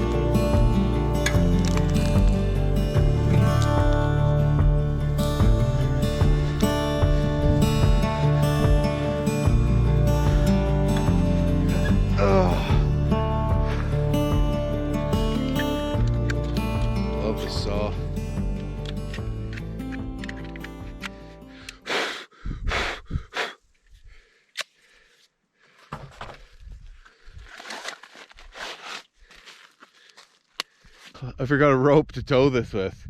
I could rip back to camp, but I think I got a little piece of parachute cord.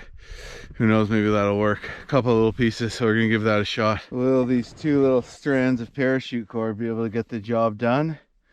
We will find out. Not even long enough? I don't know.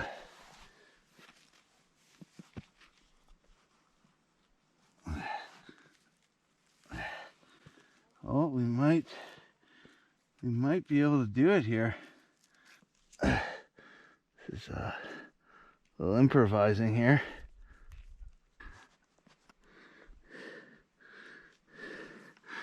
All right.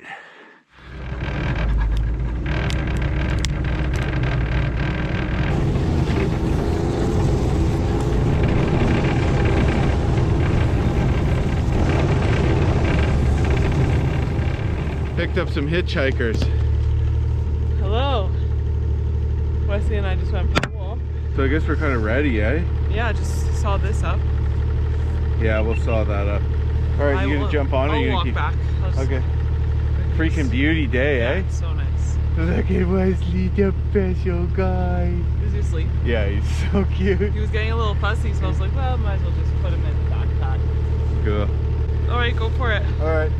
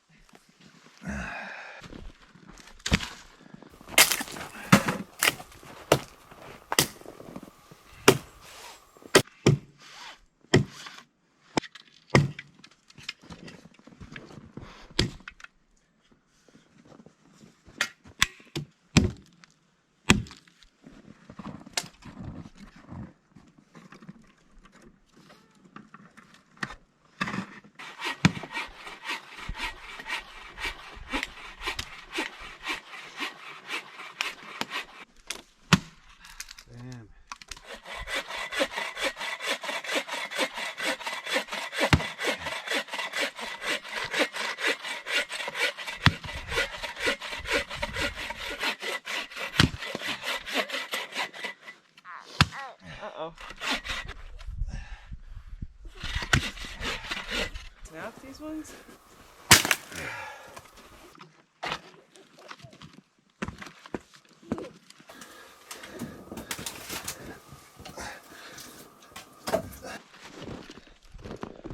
I think that's a pretty good haul of wood. Nice and dry for sure.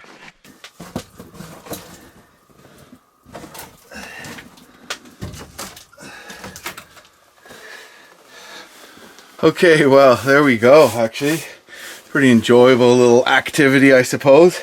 Usually I cut wood, then have a fire. This time we had a fire, then cut wood, but we left a nice little wood stack there for the next person. So, ready to roll out of here, I guess. Are you ready, Tori? Yeah, I'm ready to go. It's so nice out. It is. I'm looking. You okay? Yeah. Not too hot, fortunately.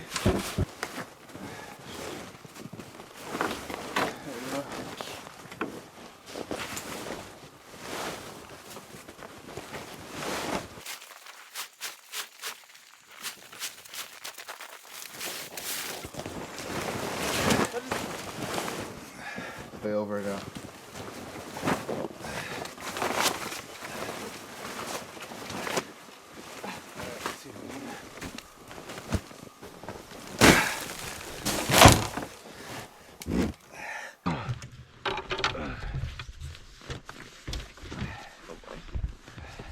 Okay.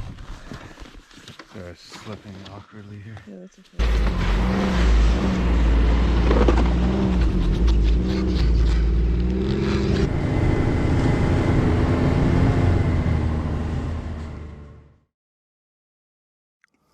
Back on Fish Lake, and found a mouth to a creek here, and what looks like it might be an ice fishing hole marked with a little stick.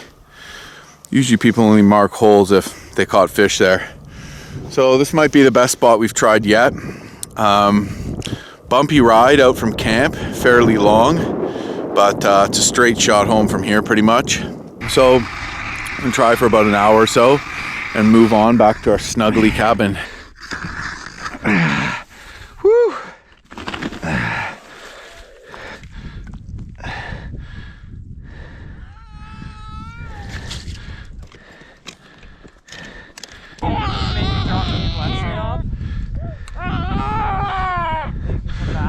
Wesley's having a bit of a meltdown, so we might have to pull the ripcord, go back to the cabin and see what we can do for him there. but it is what it is, you know. Just gotta roll with the punches sometimes when you're bringing kids out.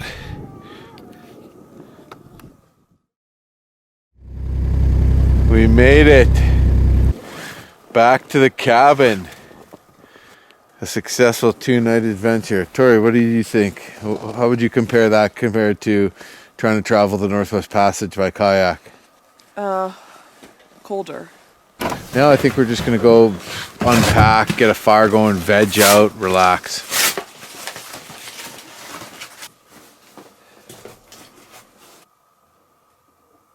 Cheating.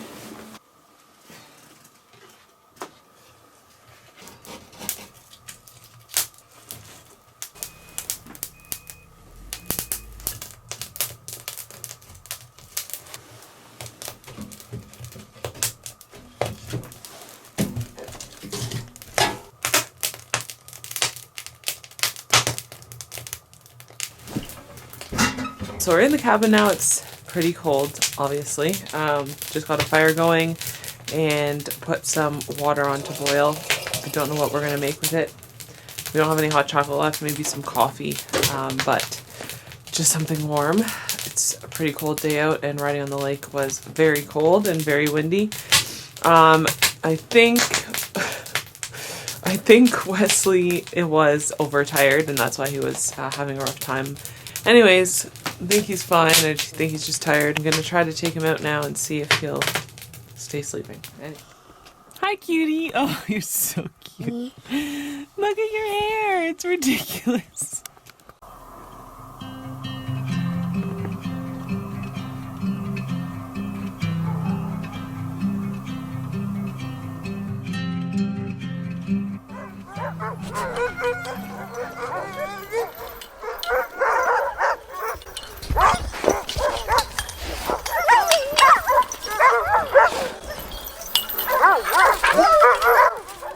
Yeah, so we feed them like beef and chicken.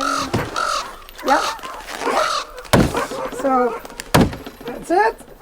Preparing food for tomorrow and make sure all the dogs are happy.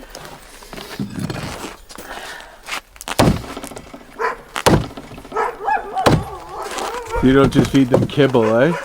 No, that's not enough. Not enough, Like, not enough energy. Eh? No, like so dogs are like high energy dogs. Yeah. And because also they sleep outside in the winter, they burn a lot of calories just living outside. Yeah. So yeah, so that's why they need lots of protein, lots of fats, and in the kibble they got like all the minerals and those stuff that they cannot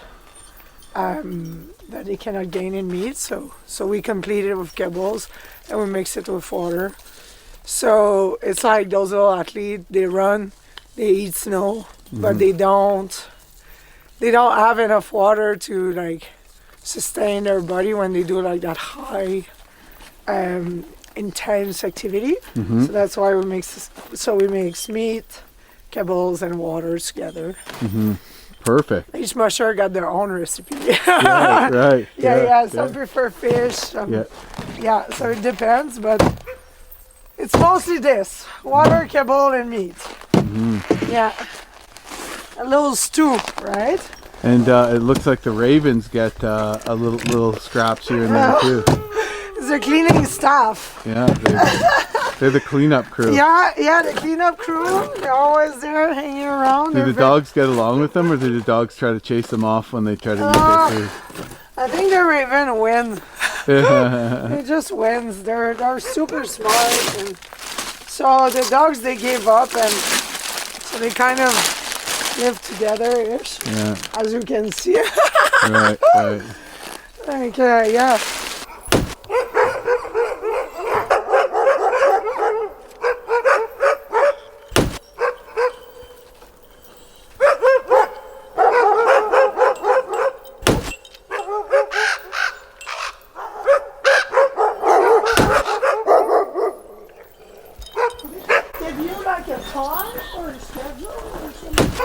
I think I will cut this meat and I will just message Jocelyn and I think I will cut this meat. Cobalt. No, That's us calling you, bud.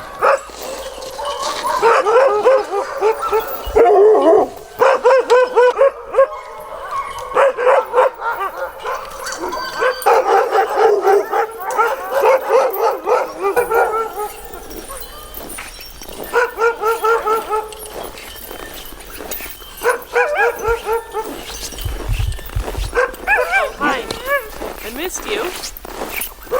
Where have you been? You never come visit. You never come visit.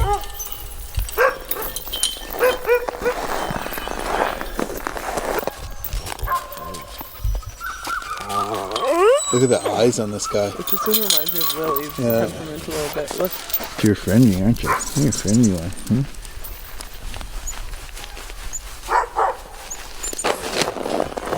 Hi. That'll be a handful. Hi, Bella. This is what kind of dog is this? So You're small. Lily a little bit. You're too small. You're not a sled. You're not a husky. Come here. You're pretty cute though. Good morning. Another beautiful day in the Yukon. It is about 10 a.m. and I am at the dog kennel at Sky High Wilderness. I was just talking to Christine, who's hacking up and preparing a bunch of food to feed this large kennel of sled dogs. And Tori and I are gonna go for a rip today on a dog team, and we're super excited about that. So that should be taking place pretty soon. I'm gonna have to get all the dogs, you know, into their harnesses, get them all set up and ready to go. And should be a really fun trip. I've never actually driven a full dog team. You've probably seen some of my other adventures when I walked across Agawa Peninsula, the northern Agawa Peninsula in the Arctic for 36 days, or my 18-day Baffin Island trek, and that was me and my dog, but I was pulling a sled and he was pulling a sled. Well, this one I have a whole bunch of dogs and they're pulling me on a sleigh. So this should be much more interesting. So a bit of a learning curve, but it should be a lot of fun. You sold them a couple of years ago. Yeah.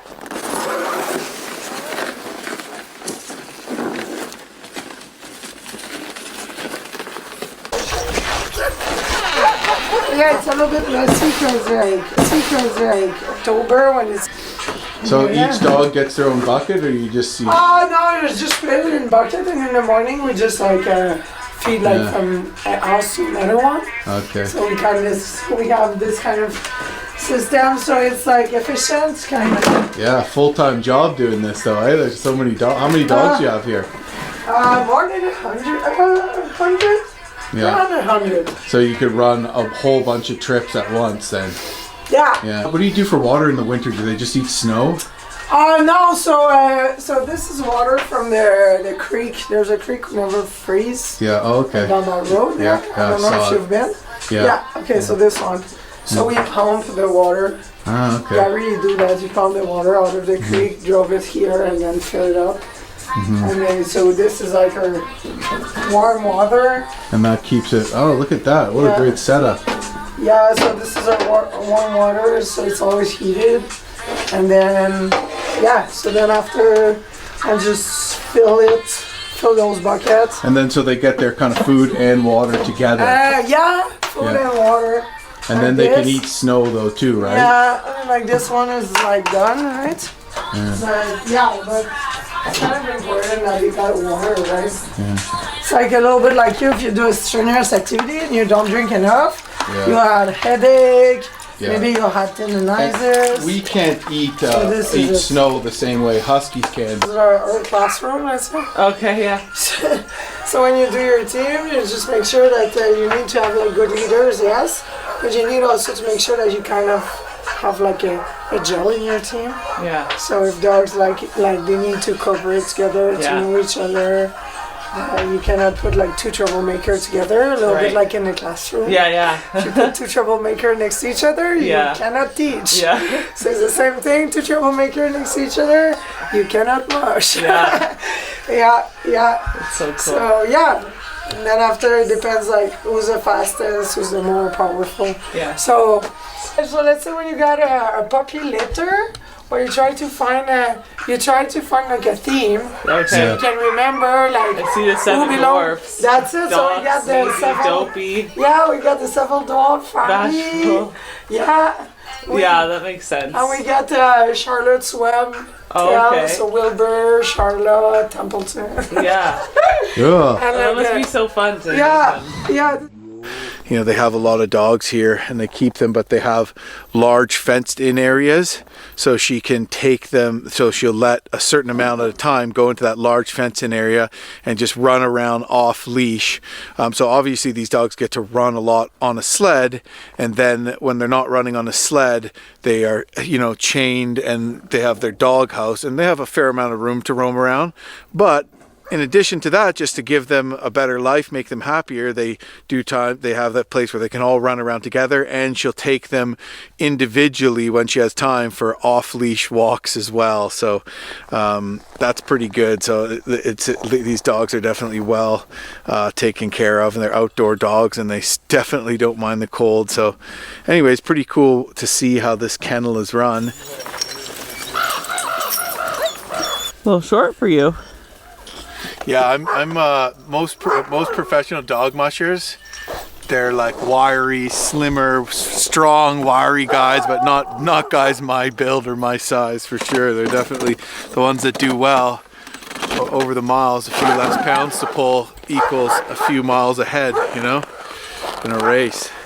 And then here's the ice claw that just like throw into the snow to like anchor it. So you push this down. And the more you let this up, the faster you go. Is that one working? Have you harnessed? Yeah.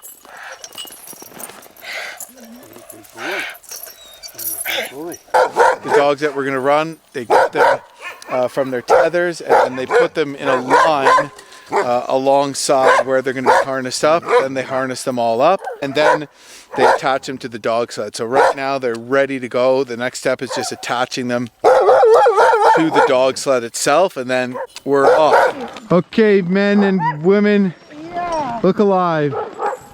This guy, good boy. It's okay. That guy's a little skittish. I'm just joking. Yeah, he's one of the youngest dogs we have here. Yeah. Look at this guy's a greyhound. Yeah. So yeah, we're gonna. I'm controlling the speed. Okay. So if you're catching up to me, it means you're going too fast. Okay. So you want to run a dog team, especially distance dogs. Just like when you drive your car on the highway on cruise control. You don't want to go fast and slow, because that drives them crazy. It drives me crazy too. Okay. So yeah, so you keep your foot. So when we start here, we're gonna start with our foot on the brake. One foot on the ski, one foot on the brake, and you'll be either pushing hard. You want to keep up to me. So you see the marks in the snow? Yeah. That's teams from yesterday pushing their foot on the brake. Okay. You're keeping up to me. And then once we get on, like let's say about 10-15 minutes into the run, the dogs all calm down, and then you can go and try your mat. Okay. So the mat is kind of like the cruise control brake. Okay. It's more comfortable, it's more consistent to keep the speed. Okay. So, I want to basically always going to be using the brake or the mat. Either the brake or the mat. I'm never going to be completely off. Maybe. Okay. Yeah. I've been dog sledding for 20 years, so I know to take a curve, you speed up and you push on the foot on the brake at the perfect time that makes your sled swing. But like I said, I've been doing this for 20 years. It's easy for me to do it. But for beginners, I just say take the curve slow. So if you hit a tree or if you end up falling, Doesn't hurt too bad. yeah, and rule number one, never let go. When you put the snow anchor, put on the brake, Yeah. line tight. So right now it's hard. When the dogs are hooked up, this line's gonna be tight. Yeah. Okay? There, and then in the snow. So when you have an anchor in, you don't assume that it's gonna hold your team for a long time or for like 5 seconds. So if you put the snow anchor in and then you step away from your sled because you want to do something, that hook can pop. Okay. Dogs don't understand waiting because you got to go over there because you dropped a mitt or something. Right. So You can put a snow anchor in and then go fix a dog or something if it's But tangled. you don't just like, it's not a parking brake. No, no, Okay. no. All right, and then yeah, to pull it out, sometimes they get stuck. Okay. So they get wedged in the packed snow. So you just need to give it a little kick, and there, and then you're ready to go. Ready to rock and roll. Okay. Alrighty. So yeah, remember I'm controlling the speed. Okay. So, yeah, I have to wear this because I bubble. Okay. Bubble. Yeah, this time of the year I bubble in the sun. Yeah. Yeah. This is my team. We have our smaller style, more sport, fast Alaskan style basket sleds here. So it's not a good idea for Tori and Wesley to ride in it and for us all to go on one sled. Just because they are a little tippier, they're nimble, but also because if a sled does tip, we're going to be going on some tight trails. If a sled does tip, the dogs might still run, and it just, you know, it might, somebody could potentially get hurt. So what we're going to do is Tori and Wesley are going to follow on a snowmobile, and then me and Tori are going to swap off and take turns riding the dogs team. So with the dog team, so that should be perfect. Yeah, so your leaders are Fire and Zirkle. So you see there's the red rope, the red neckline. So that's Okay. connecting your leaders.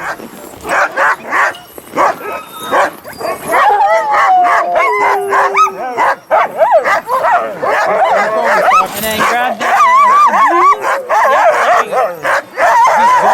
Yeah, there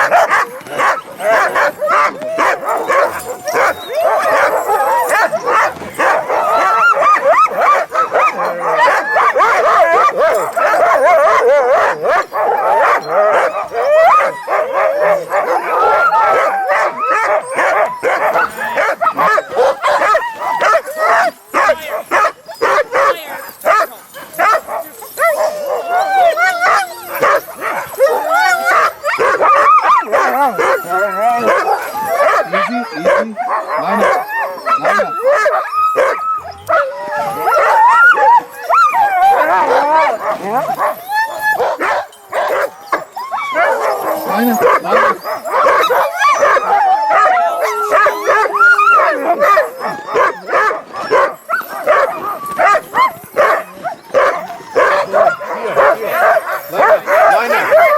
Line up.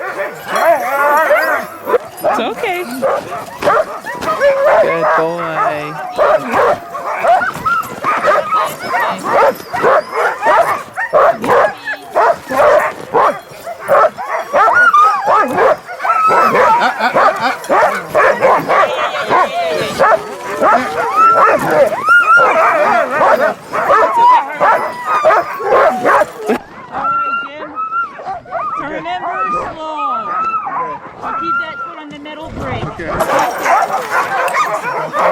So you really have to... There you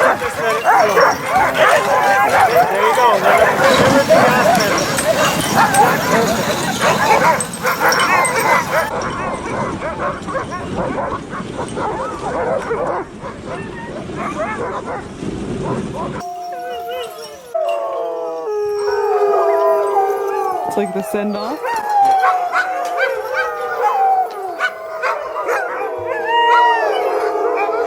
Wow.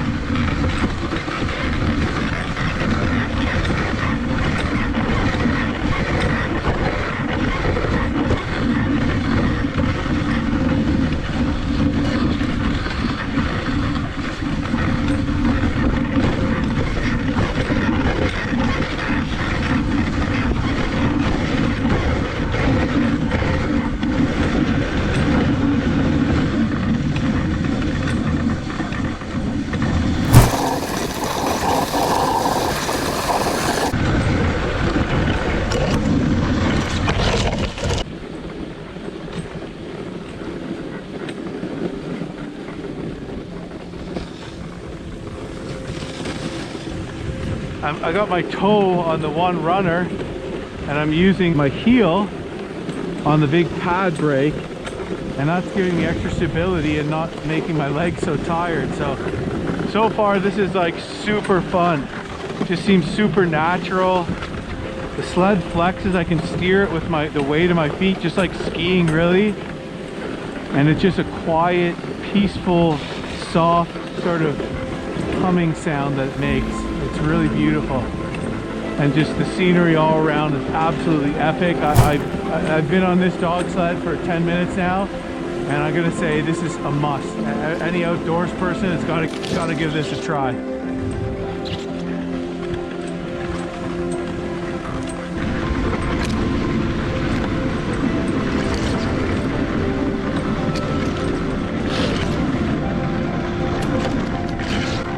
As humans migrated across the Bering Strait and into North America, fully domesticated dogs accompanied them as far back as 15,000 years ago. It is well known that many northern native cultures had dogs as prominent aspects of daily life, and there is archaeological evidence of sled dogs and harnesses in the same locations dating back prior to European contact. The use of canines as draft and pack animals in North America was a widespread practice in most native cultures for thousands of years. In the far north, two main types of native dogs were the Inuit dog of coastal cultures and the interior village dogs of Athabascan Indians and other First Nation groups. These two canine groups make up the indigenous genetic base for today's modern Alaskan Husky. According to some historic accounts, Russian traders followed the Yukon River inland in the mid-1800s to acquire sled dogs from the interior regions of this waterway, as the dogs of this area were reputed to be stronger and better able to haul large, heavy loads than the native Russian sled dogs. The gold rush era of the late 1800s and early 1900s saw tens of thousands of adventurers and gold seekers flow into the north. While the rivers provided excellent transportation corridors for half the year, the extreme weather of the northern frontier demanded a more reliable and flexible means of transportation throughout the long winter months. This became the era of the sled dog in the north. Everything that moved during the frozen season moved by dog team. Prospectors, trappers, doctors, mail, commerce, trade, freighting of supplies. If it needed to move in winter, it was moved by sled dogs.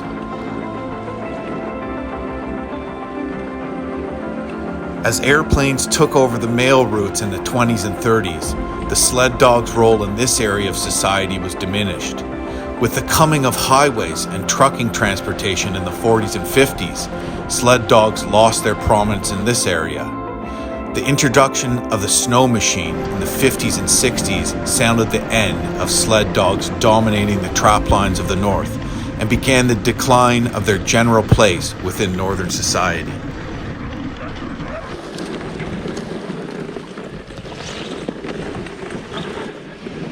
Whoa, whoa! Sorry.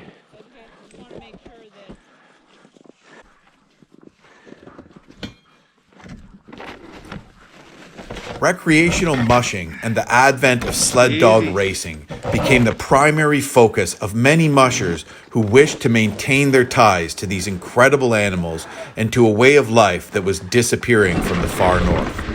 As the need for larger, stronger dogs changed to the desire for greater endurance and running efficiency, lighter breeds of dogs were introduced to the genetic lineage of sled dogs. Ironically, the Siberian Husky, a lighter, quicker breed from Russia, was a favored breed to introduce to the larger draft sled dog breeds of North America to increase their overall speed. This presents a direct contrast to the idea that Russian traders sought heavier draft-type sled dogs from the interior regions of Alaska and the Yukon less than a century earlier to increase the hauling capacity of their lighter sled dogs. Alaskan Huskies are the most commonly used breed of sled dogs in the north today. This crossbreed between any of the pure northern canine breeds and other types of dogs is the result of many generations of genetically purposeful breeding that began in the late 1800s and continues to this day. These sled dogs can outrun almost anything on four legs over distances greater than 50 or 60 miles. They are well known for their very tough feet, strong hearts, and insulating undercoats. They're incredibly strong-minded while still being dedicated to the humans who love and care for them. And they truly enjoy running in harnesses with their teammates and their mushers. Their sense of self-confidence and individual accomplishment comes from their ability to work in a manner similar to how their canine ancestors once worked. And the excitement in their eyes and voices when they're harnessed for a run or a race clearly illustrates this deep-seated genetic drive to pull that defines modern sled dogs of the North. All right. Yeah. I'm ready whenever you are. The magic Okay.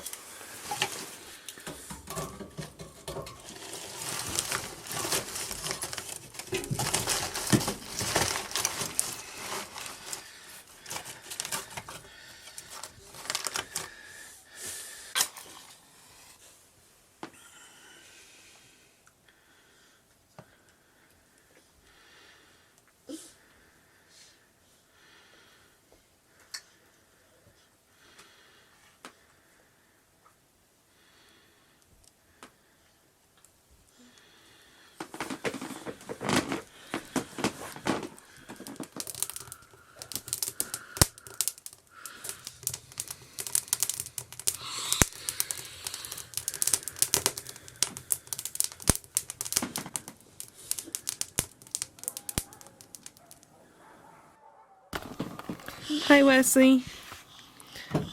I'm sorry you didn't get to go on the dog sled today. I think you would have really enjoyed it. You're too little.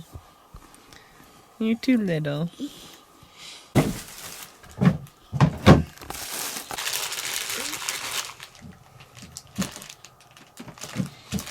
Take a piece of cheese. Yes. Thank you. Hi, cutie. Oh, you're so cute. Look at your hair. It's ridiculous. Oh my goodness. We're not going to get a brush through that. What are you doing? We are preparing some moose burgers. This is 100% Yukon raised wild moose that I was gifted. And I just crushed up a piece of bread into it to sort of like create a binding agent. And we're going to make some moose burgers. We don't have breadcrumbs is the problem. Yeah. So we're going to throw on a medley of different herbs and spices onto this. I'm going to start with allspice. Jamaican pimento. That's what gives it a lot of flavor. Don't add too much. Basil. That's good. Whoa. Sorry. All good. Garlic. Can never have too much garlic. Okay, that's good. Salt.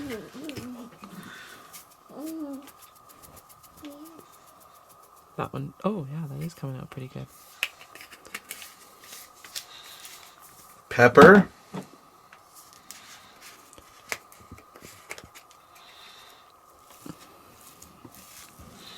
Little mix. Whoa! Lot of pepper. Woo! That's a lot of pepper. Hungarian paprika. Smells terrible and old. Probably is. Let's skip. Skip?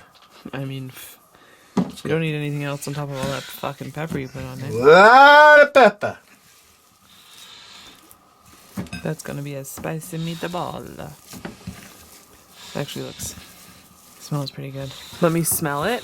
You gotta get a good whiff. Ooh, yeah, it smells real good. Moose burgers are a huge treat across Canada. Oh, I can't wait. I love homemade burger. We scraped it off and then soaked it. Okay. So, big old moose burgers.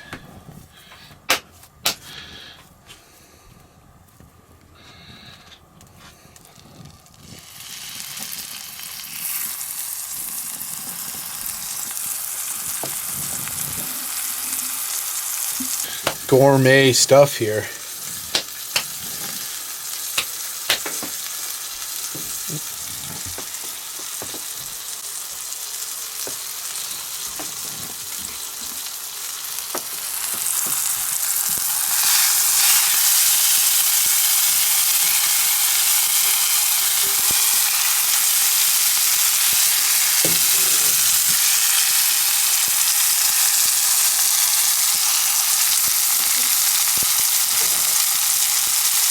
How's that looking? Delicious. Especially with all that butter. My goodness.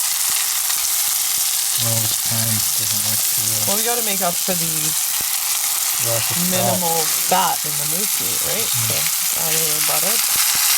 Butter's a healthy fat. This is going to be a great hearty lunch after a morning of driving dog teams. Both Tori and I took the dog sleds out, way out onto Fish Lake, back into the bush this way, right along an open creek there. It was pretty tight, some big turns. It was super, super fun. Really enjoyed it. And yeah, awesome meal. I notice when I eat moose burgers, I feel great afterwards, as opposed to like when you eat a bunch of store burgers, you kind of feel like a little blah, you know what I mean? Moose is extremely lean meat, and that's why you'll hear people adding like pork and stuff like that to their moose sausages. In fact, it's lean, which makes it healthier, and the protein in moose, you can actually digest more of it than you can the protein in beef. So it's a really healthy meat to eat, although there's not enough fat in it to actually survive an entire winter off it. A lot of people think, well, if you're in the bush and you're in a survival situation, or you're trying to live off the land, you get a moose, you're set. Not necessarily, because you'll get rabbit starvation or mal de caribou, which is basically protein poisoning. So you really need other fats, beaver, geese, waterfowl, bear, whatever, to eat with your moose, which will, that other fat will enable you to digest the protein better.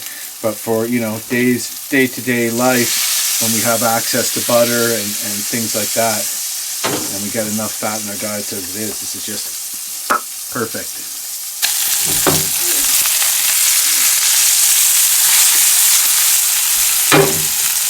Think those are ready for a flip?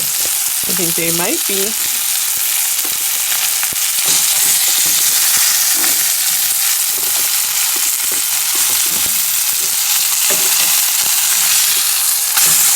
Ooh, yeah.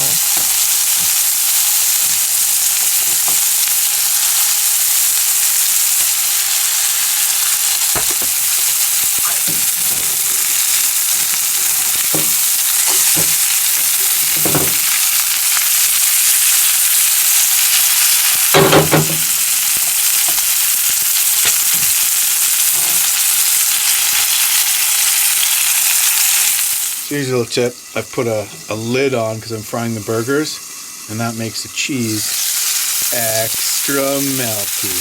Listen to that.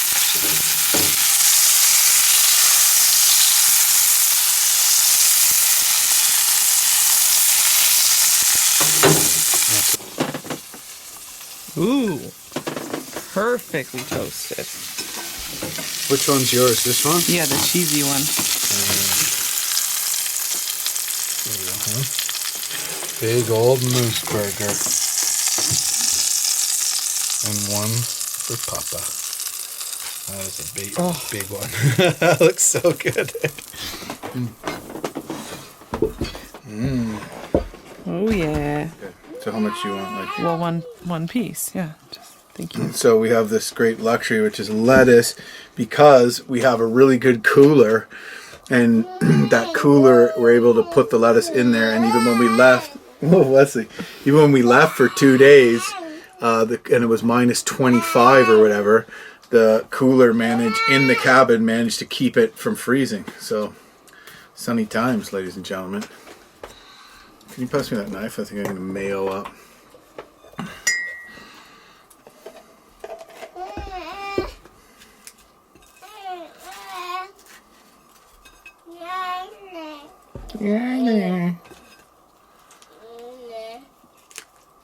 A little ketchup.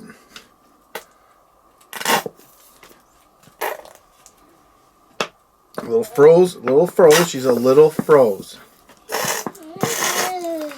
And ketchup catched up to the mustard and won the race, huh? Bam! And then he relished in his victory. Bloop.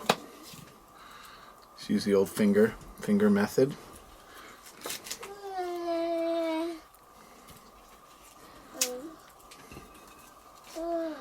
Okay, here we go. Look at that.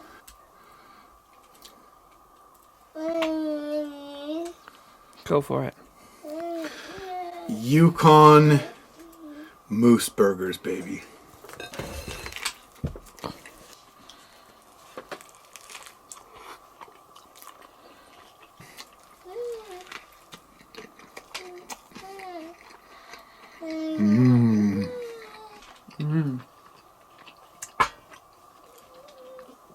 Yummy.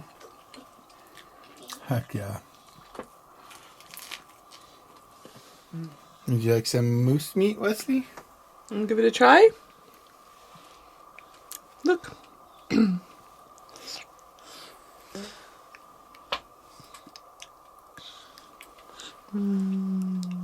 Yummy. Okay, you hardly got any. That was not a real taste. Nice try though. Jam all that in his mouth. Nice try. Ready? Chew, chew, chew.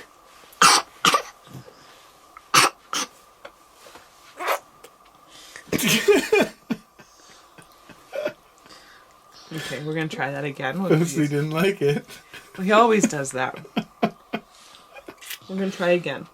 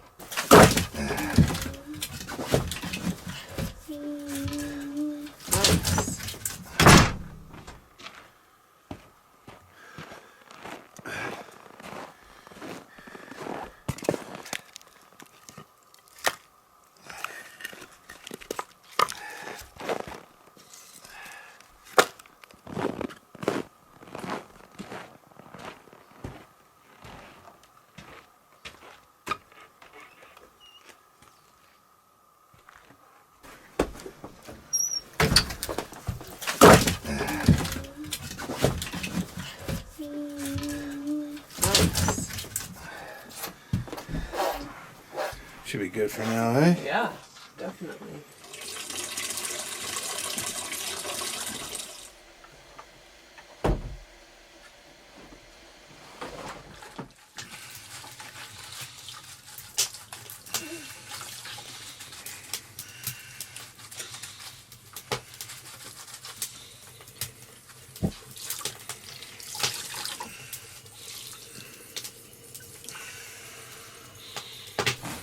Remember she was blanking with you?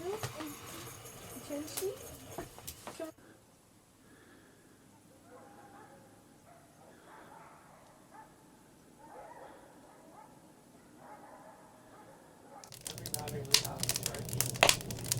More than one.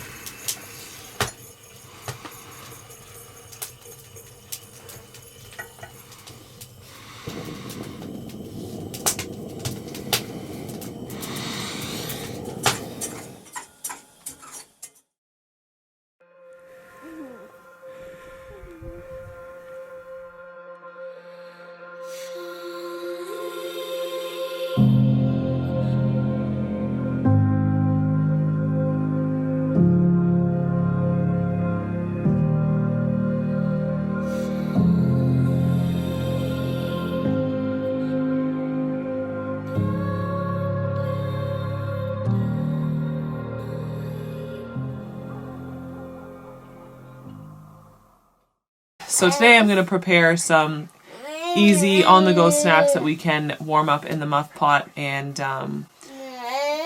we don't have to pull over or light a fire or actually cook anything. So that will make the day much more enjoyable for me, who likes to actually eat food at some point throughout the day.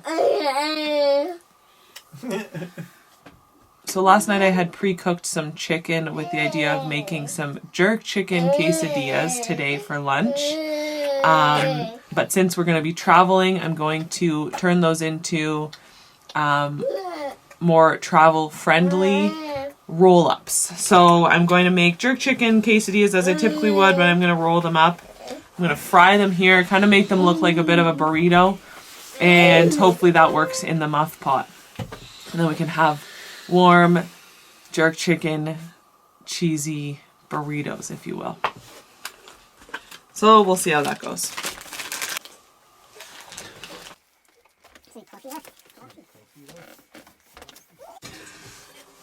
I'm not the best with spice, like too hot.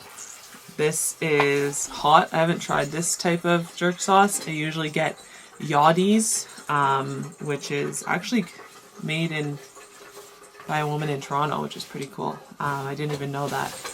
But anyways, this is just President's Choice jerk sauce. So, it smells so good. So, I'm probably not going to add a ton, or I'm going to be regretting it.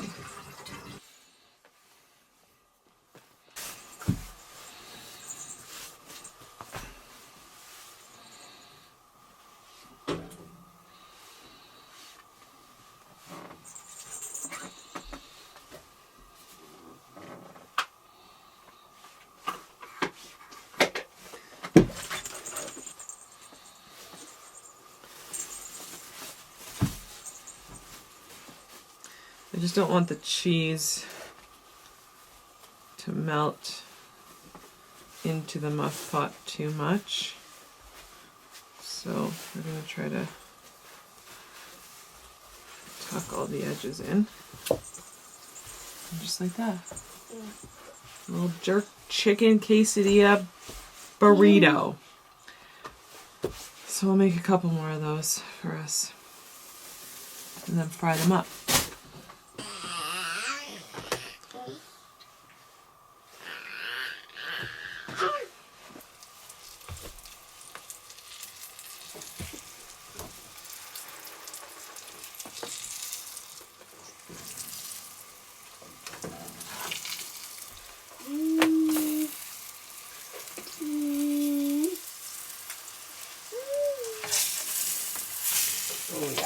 Perfect.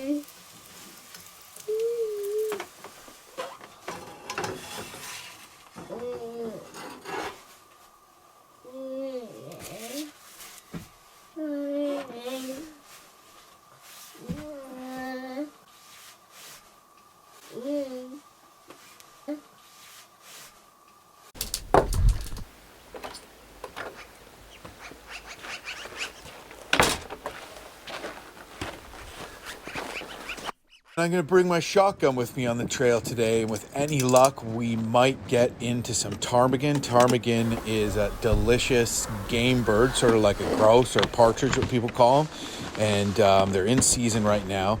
So if I'm lucky enough to get one, I'll show you how I cook them up here back at the cabin if all things go well.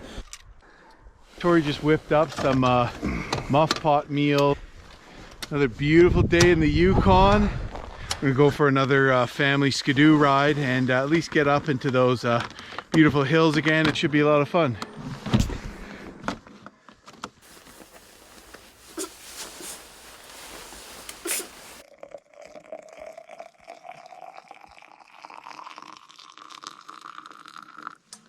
Boom.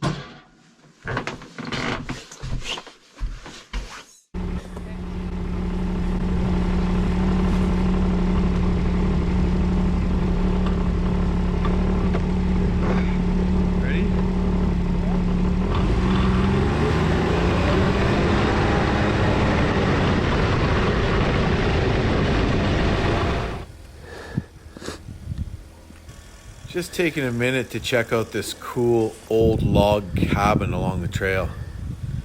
Pretty neat.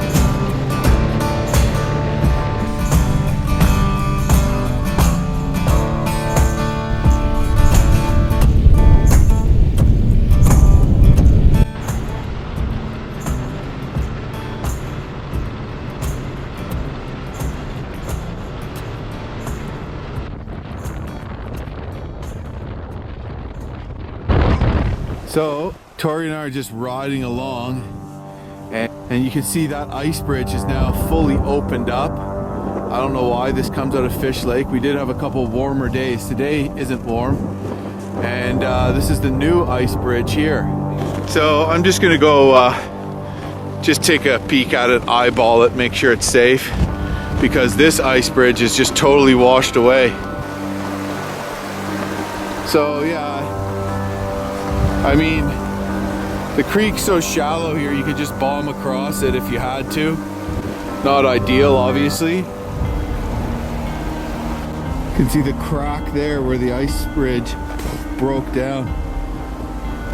So I think it's safe. There's a lot of ice there, a lot of ice.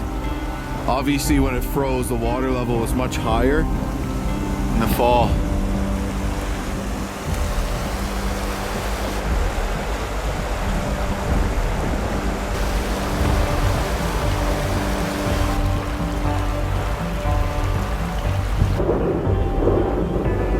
So I scouted out, and all in all, very, very safe. So we're gonna go for it, but never hurts to just get off and take a look.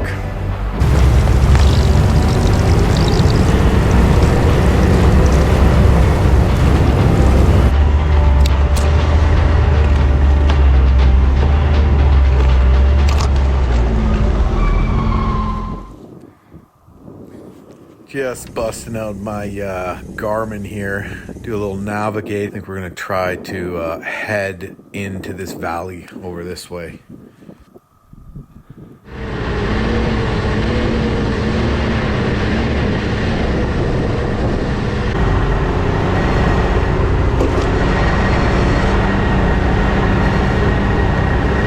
This view is Yeah, oh yeah, totally.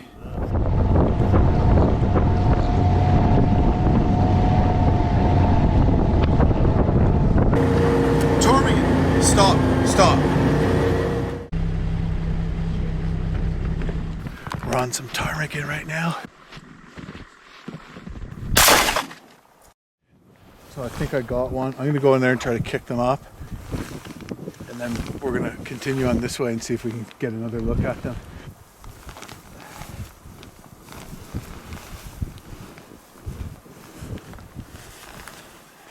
I see it.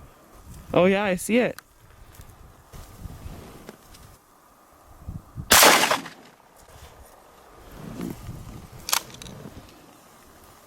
Is it dead?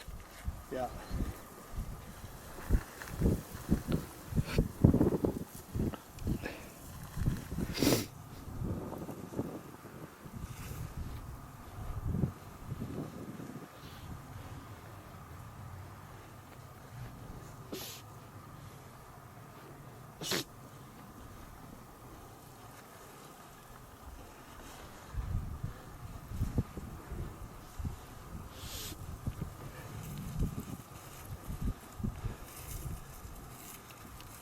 Quite the mission.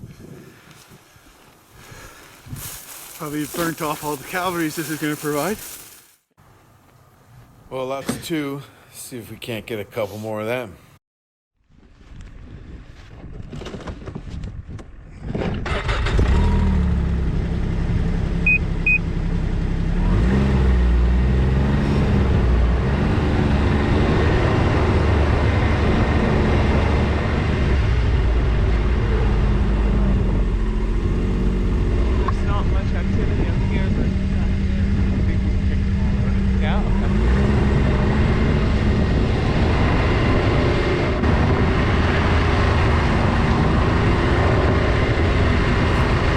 Here we go. All right, stop. Yes.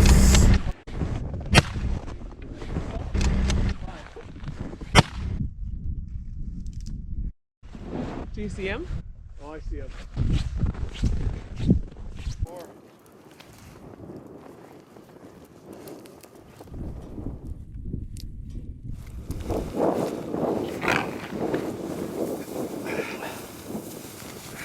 Yay. Not quite tobogganing, but... Oh, I can't even get down the hill like this. Is that it for your ammo? I got one shot left.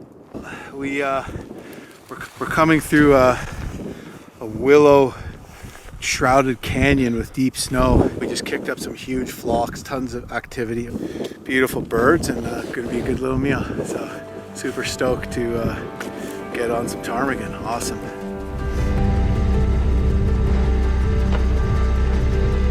What is that?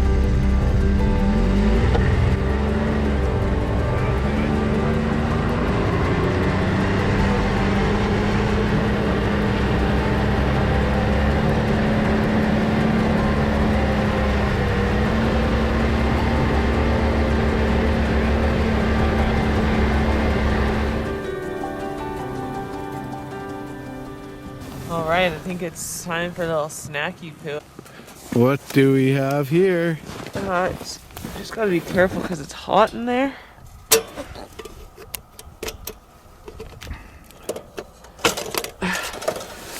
But it's pretty warm. Muff pot. What are these? Quesadilla rolls? Quesadilla rolls. Let's see. What's the verdict? Ooh, a little steamy.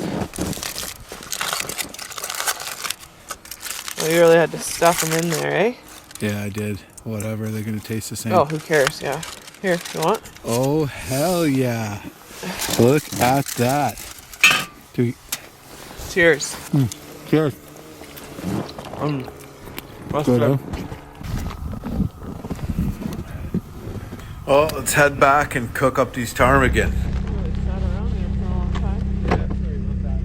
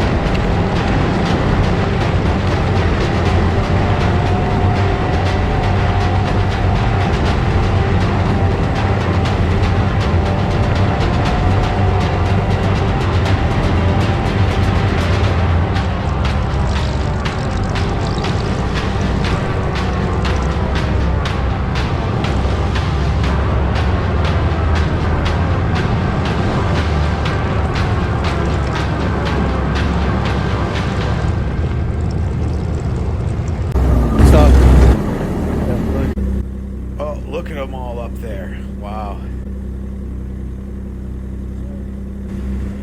Well, we don't need any more. We already have 4.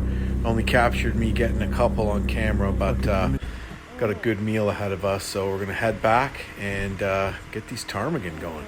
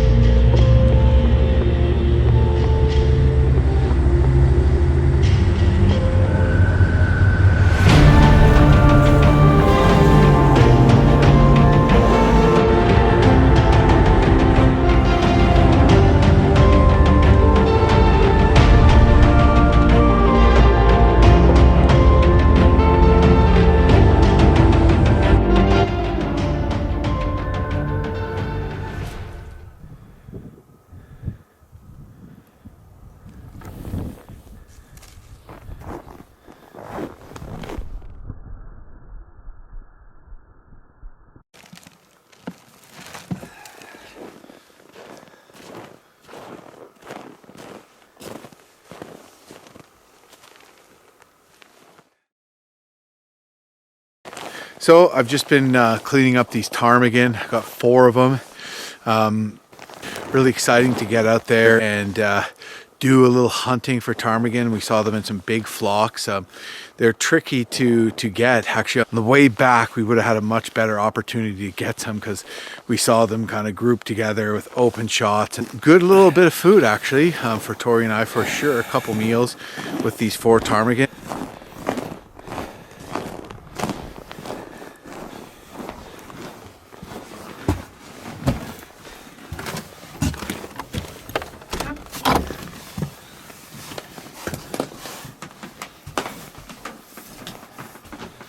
Ooh, that's a lot of meat. Yeah, not bad, eh? Yeah. So the breast, legs, and thighs. Vesicans. Ptarmigan starts with a P.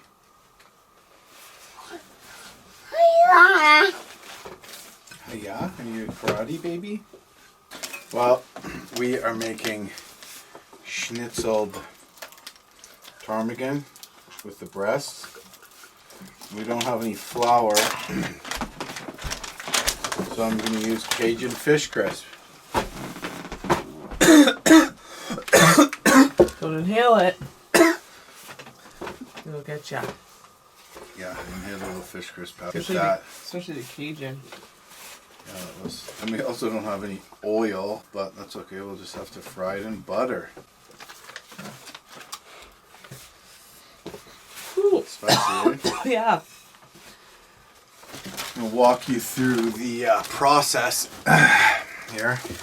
Look at that perfect breast right there.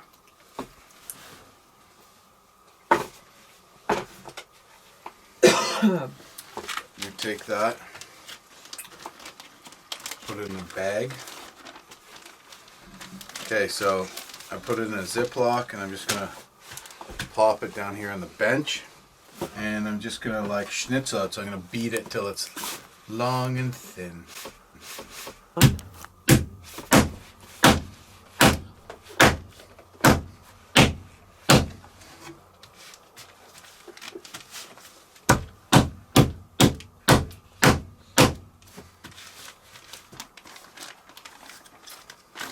So here we have the beet piece, big and wide and thin. And I'm just going to throw some seasoning on that.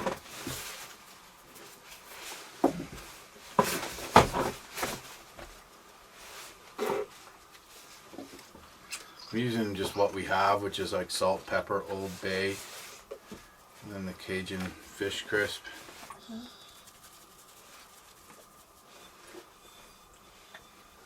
Nice little thing again into the schnitzel bag.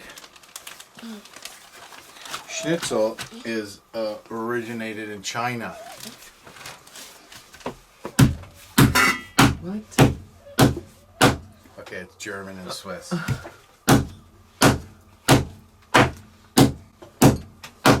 There's just German, I guess. But There's just no way I have Wesley's attention over what Hi, Dad bud. is doing. Wesley's supposed to be eating, but he's way more fascinated in the schnitzeling process, little Wesley. Yeah. He's so cute. What? Okay, Wes. Ready, buddy? And there is how it looks after it's been pounded out. It wasn't sexual. That's what she said. I don't know. Who cares?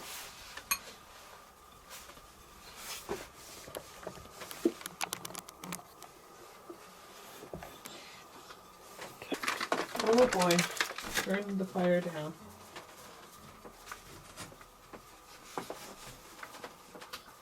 Wesley is the Schnitzelmeister. Ja, we're doing the Schnitzel. Welcome to Germany. Time for the Schnitzel.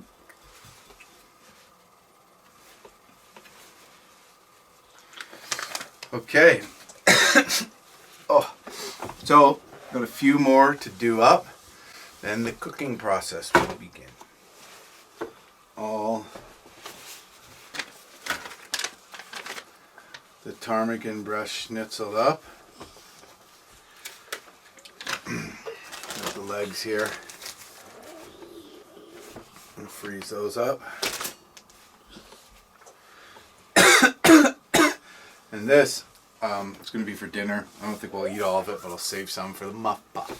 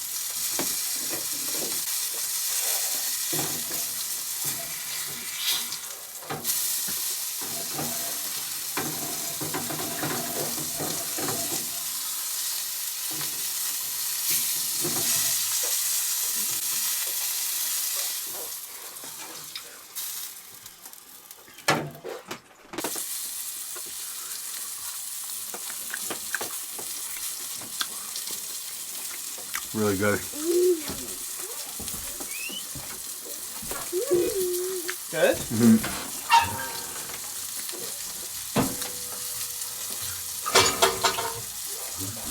It'd be perfect for a sandwich.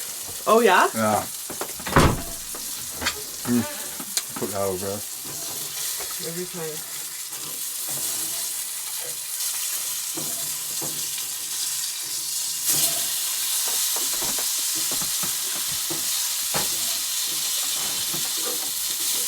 We good? Ready?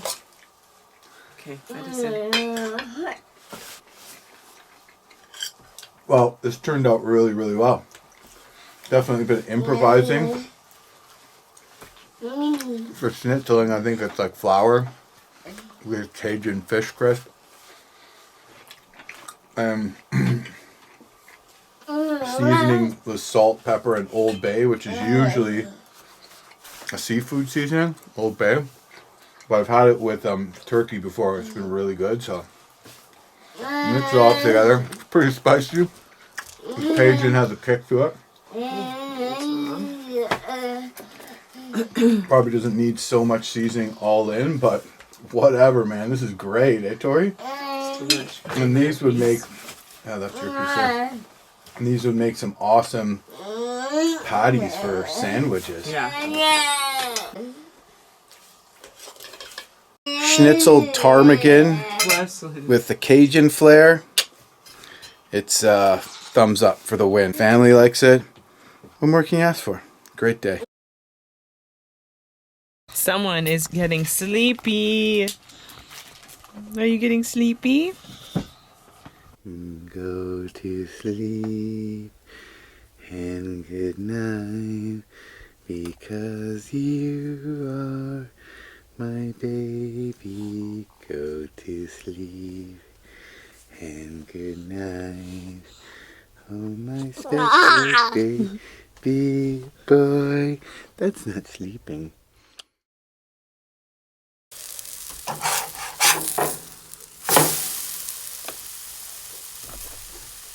Magpies are cleaning up the leftover bits of ptarmigan that I cleaned out there yesterday.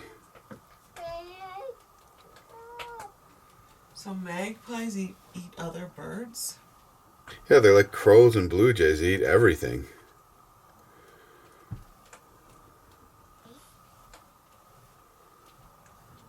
Well, this is a bit of a historic moment in our Yukon adventure here because we are officially moving out of our off-grid cabin at Sky High Wilderness, and we are going to head off on a different portion of our trip.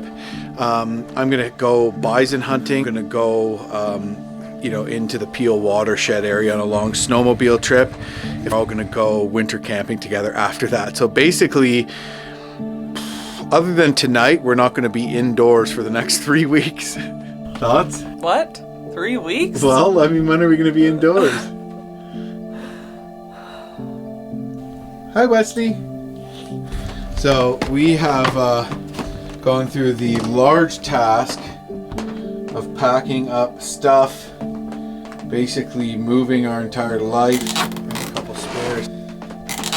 We still got to pack a bunch of stuff, but kind of a monumental time, a bit of a shift in our adventure here at the Yukon. We loved the cabin. We loved Sky High Wilderness. We're going to be doing a lot more exciting stuff in the days to come. And then, of course, we have to drive home too. So not a lot of time to rest on this trip, eh, honey? No. How did you like the dog sledding the other day?